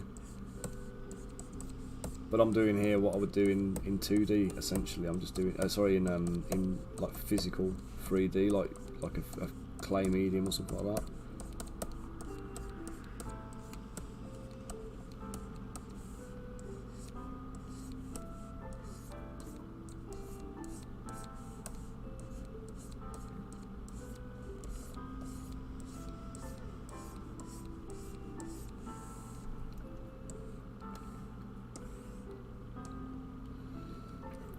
So you'll have a look at the base video you mentioned. Give Zbrush a blast on the 14-day trial. Yeah, I mean, once you start learning all the stuff I'm doing here, I could do in Blender, but I'd have to learn the specific tools and the particular workflows for sculpting in Blender. But I'd say if you're gonna use Blender, just use Blender. You don't really need to complicate things by trying to learn ZBrush. If you watch my videos, what I'm doing and the way I work and what I'm talking about should still apply. You just need to use the Blender alternative for that tool. So I'll have a look at Blender at some point. I might do have a go and see how I get on with it as a thing when I've got a bit more free time, but because I think it'd be good to to show you guys my techniques in something that's accessible.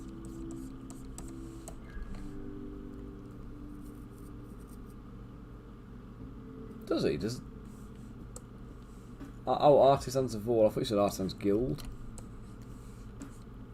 I've seen a couple of guys making miniatures in Blender, and they do quite a nice job of it. But they're modelling the characters, they're not sculpting them, which is for me, I think is the difference. I couldn't go into Blender and model things. I've got to go in there and be able to sculpt, otherwise it's no good for me.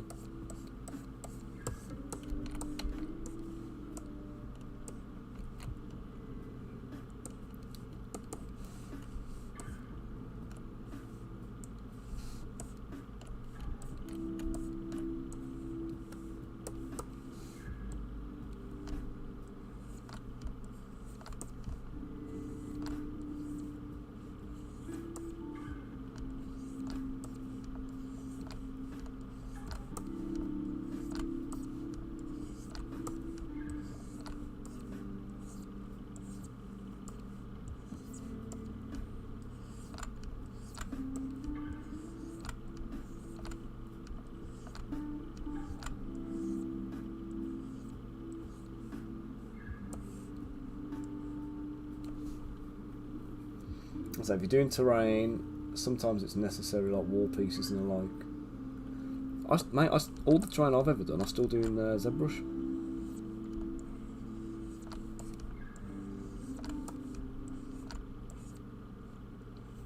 I still sculpt everything in ZBrush. I'm doing my secret squirrel thing I've been doing is like a big terrain type piece, and that's all ZBrush. I mean, I wouldn't do architecture in there. I mean, I wouldn't do proper architecture if I needed like scale and things and whatnot. But yeah, ZBrush I use for everything.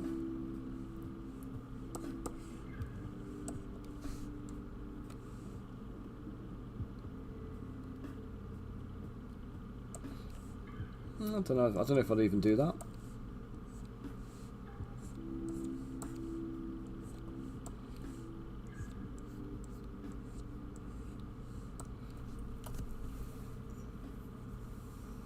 Like for me, what I would do if I wanted 25.4 tile. Hey Jeremy, how you doing? Yeah, 5 million polys in Blender and 25 million in ZBrush. CPU's the key.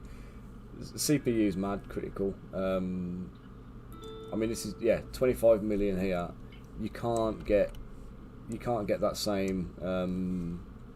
You've got to be more ruthless and more efficient with your polygons. With ZBrush, I can be a bit more free with it. And I mean, I could build this up to like 100 million polys and I'd still be fine. You know what I mean? But it's like,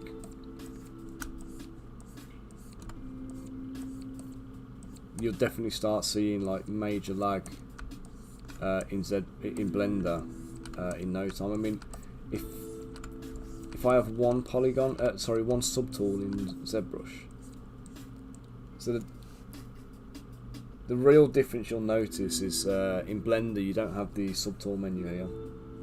So the subtools here, every single subtool is like rendered individually, and only when it's active.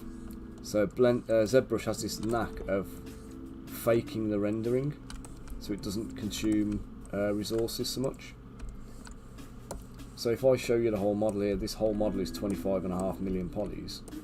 The hair is 168,000, and that's all that's being rendered here now, is the hair. So I can work on this nice and fast, nice and efficiently and effectively, and not suffer any kind of like major lag or anything. In Blender, if I can see something, it's being rendered actively. So if it's in the scene, then it's rendered. So the only way you can do it, as far as I'm aware, and unless they've changed something since I last looked, is to just turn things off and hide them in different layers. Because I know you can press M in Blender and like send things to like a different layer and whatever. You turn the layers on and off as you want then. And it's kind of similar, but it's going to render it when it's visible. So you turn a layer back on, you're going to be rendering all of the polygons that are in that layer. So it'd be nice to know if there's an efficient way of doing this in Blender.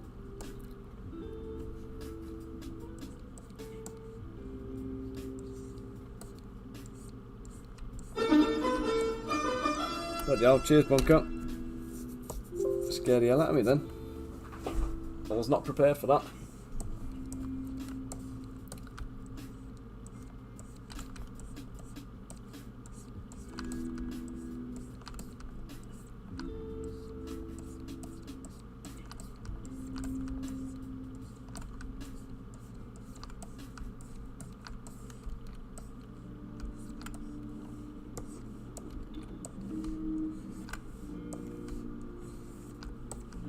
How are you doing, Bunker, anyway?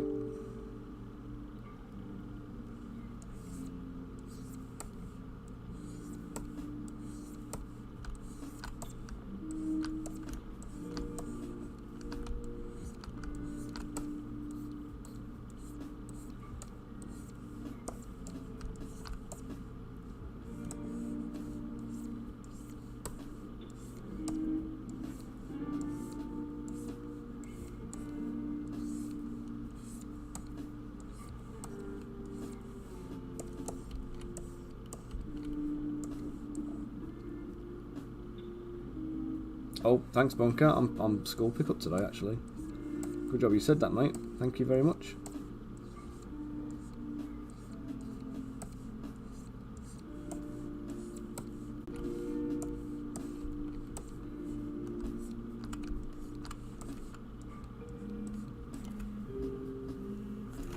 Guys, let me just mute this a second, I've got the wife phoning.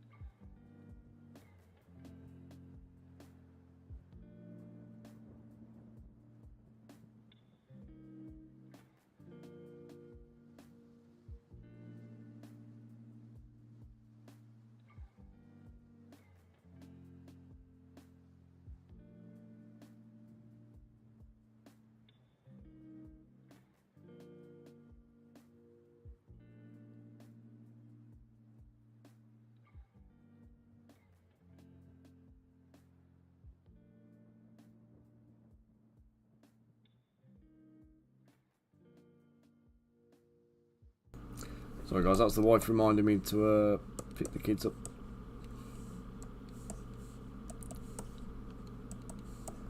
Apparently it's chucking with rain and I've got to go to the school run, which is just fantastic.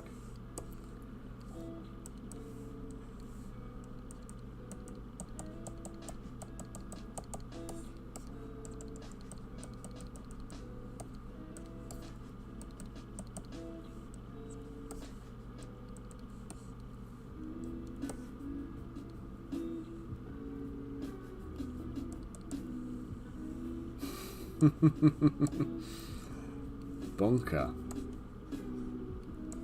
Did you nod off in my stream? Falling asleep in class? See me later.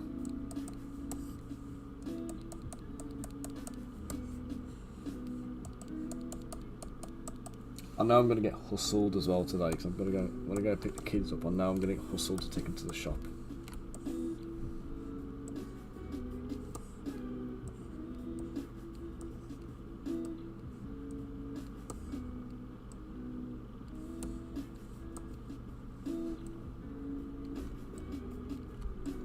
That is what kids do.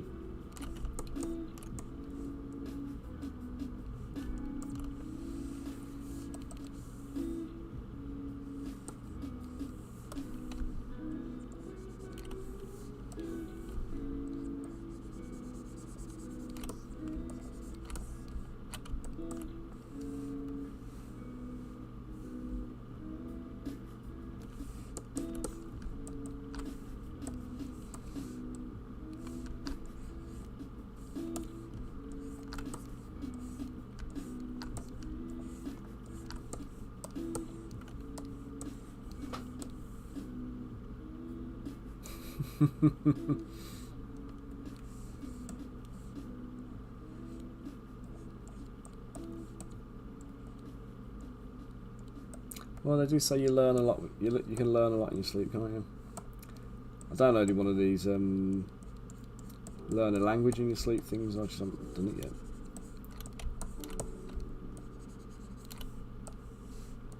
Got a French and a German one.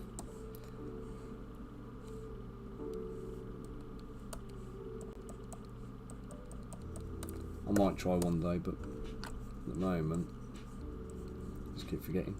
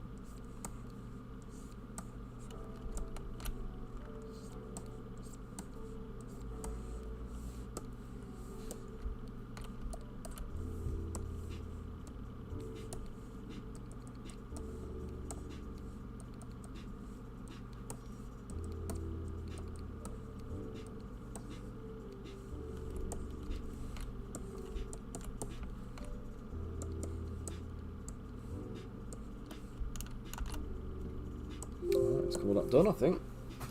We're going to do the little fennec fox as a familiar. But right now, I'm going to have to clock off and go and get the kids. So guys, there she is. There is Amelie's Druid. A little tiny bit of work to do just to blend. In fact, you know, let's just do that now so I don't forget. Put the hands, attach the hands to the body.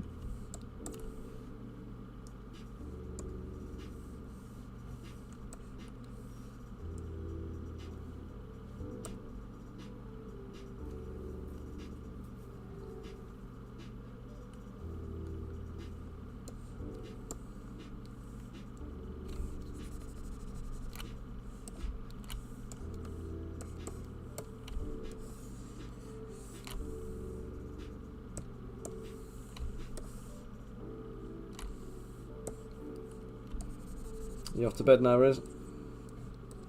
Take it easy, man. Well, I'm not going to be able to raid out to anybody today, guys. I just don't have time. literally got to be out of the house in the next 5 minutes. So.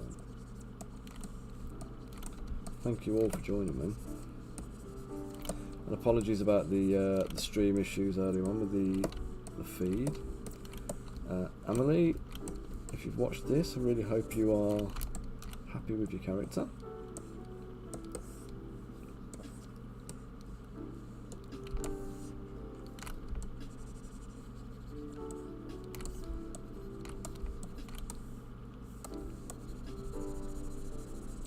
You better give your dad a massive great big hug for swinging this one for you as well.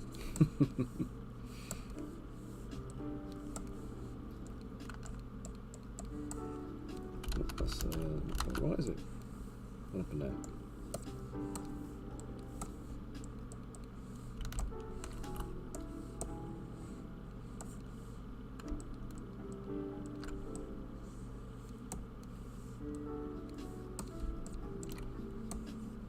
And hopefully she serves you well on the D&D table.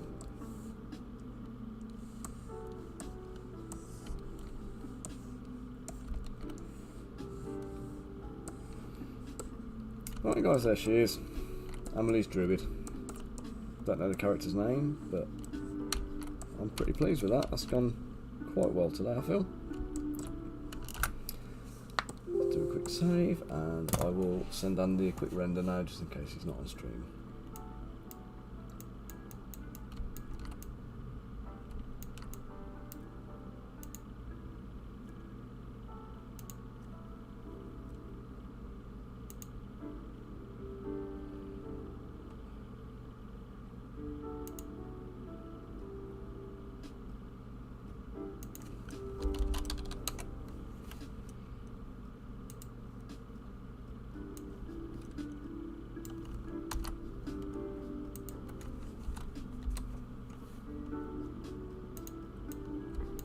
And I'll say she's got a Fennec Fox familiar that will get added later on.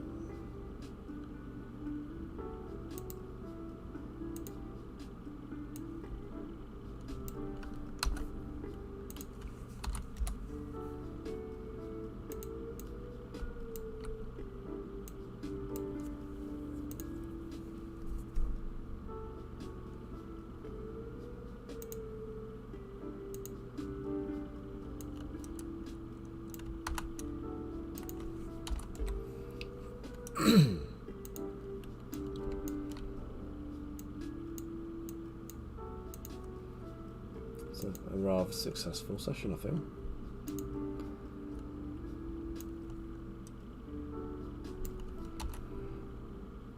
Right guys, I'm going to go and prep for a wet walk to school, so I will leave you guys to it. I'll catch up with you later, hopefully back on the stream for tomorrow, and yeah, we'll catch you later, taters. Adios people, thanks for joining me.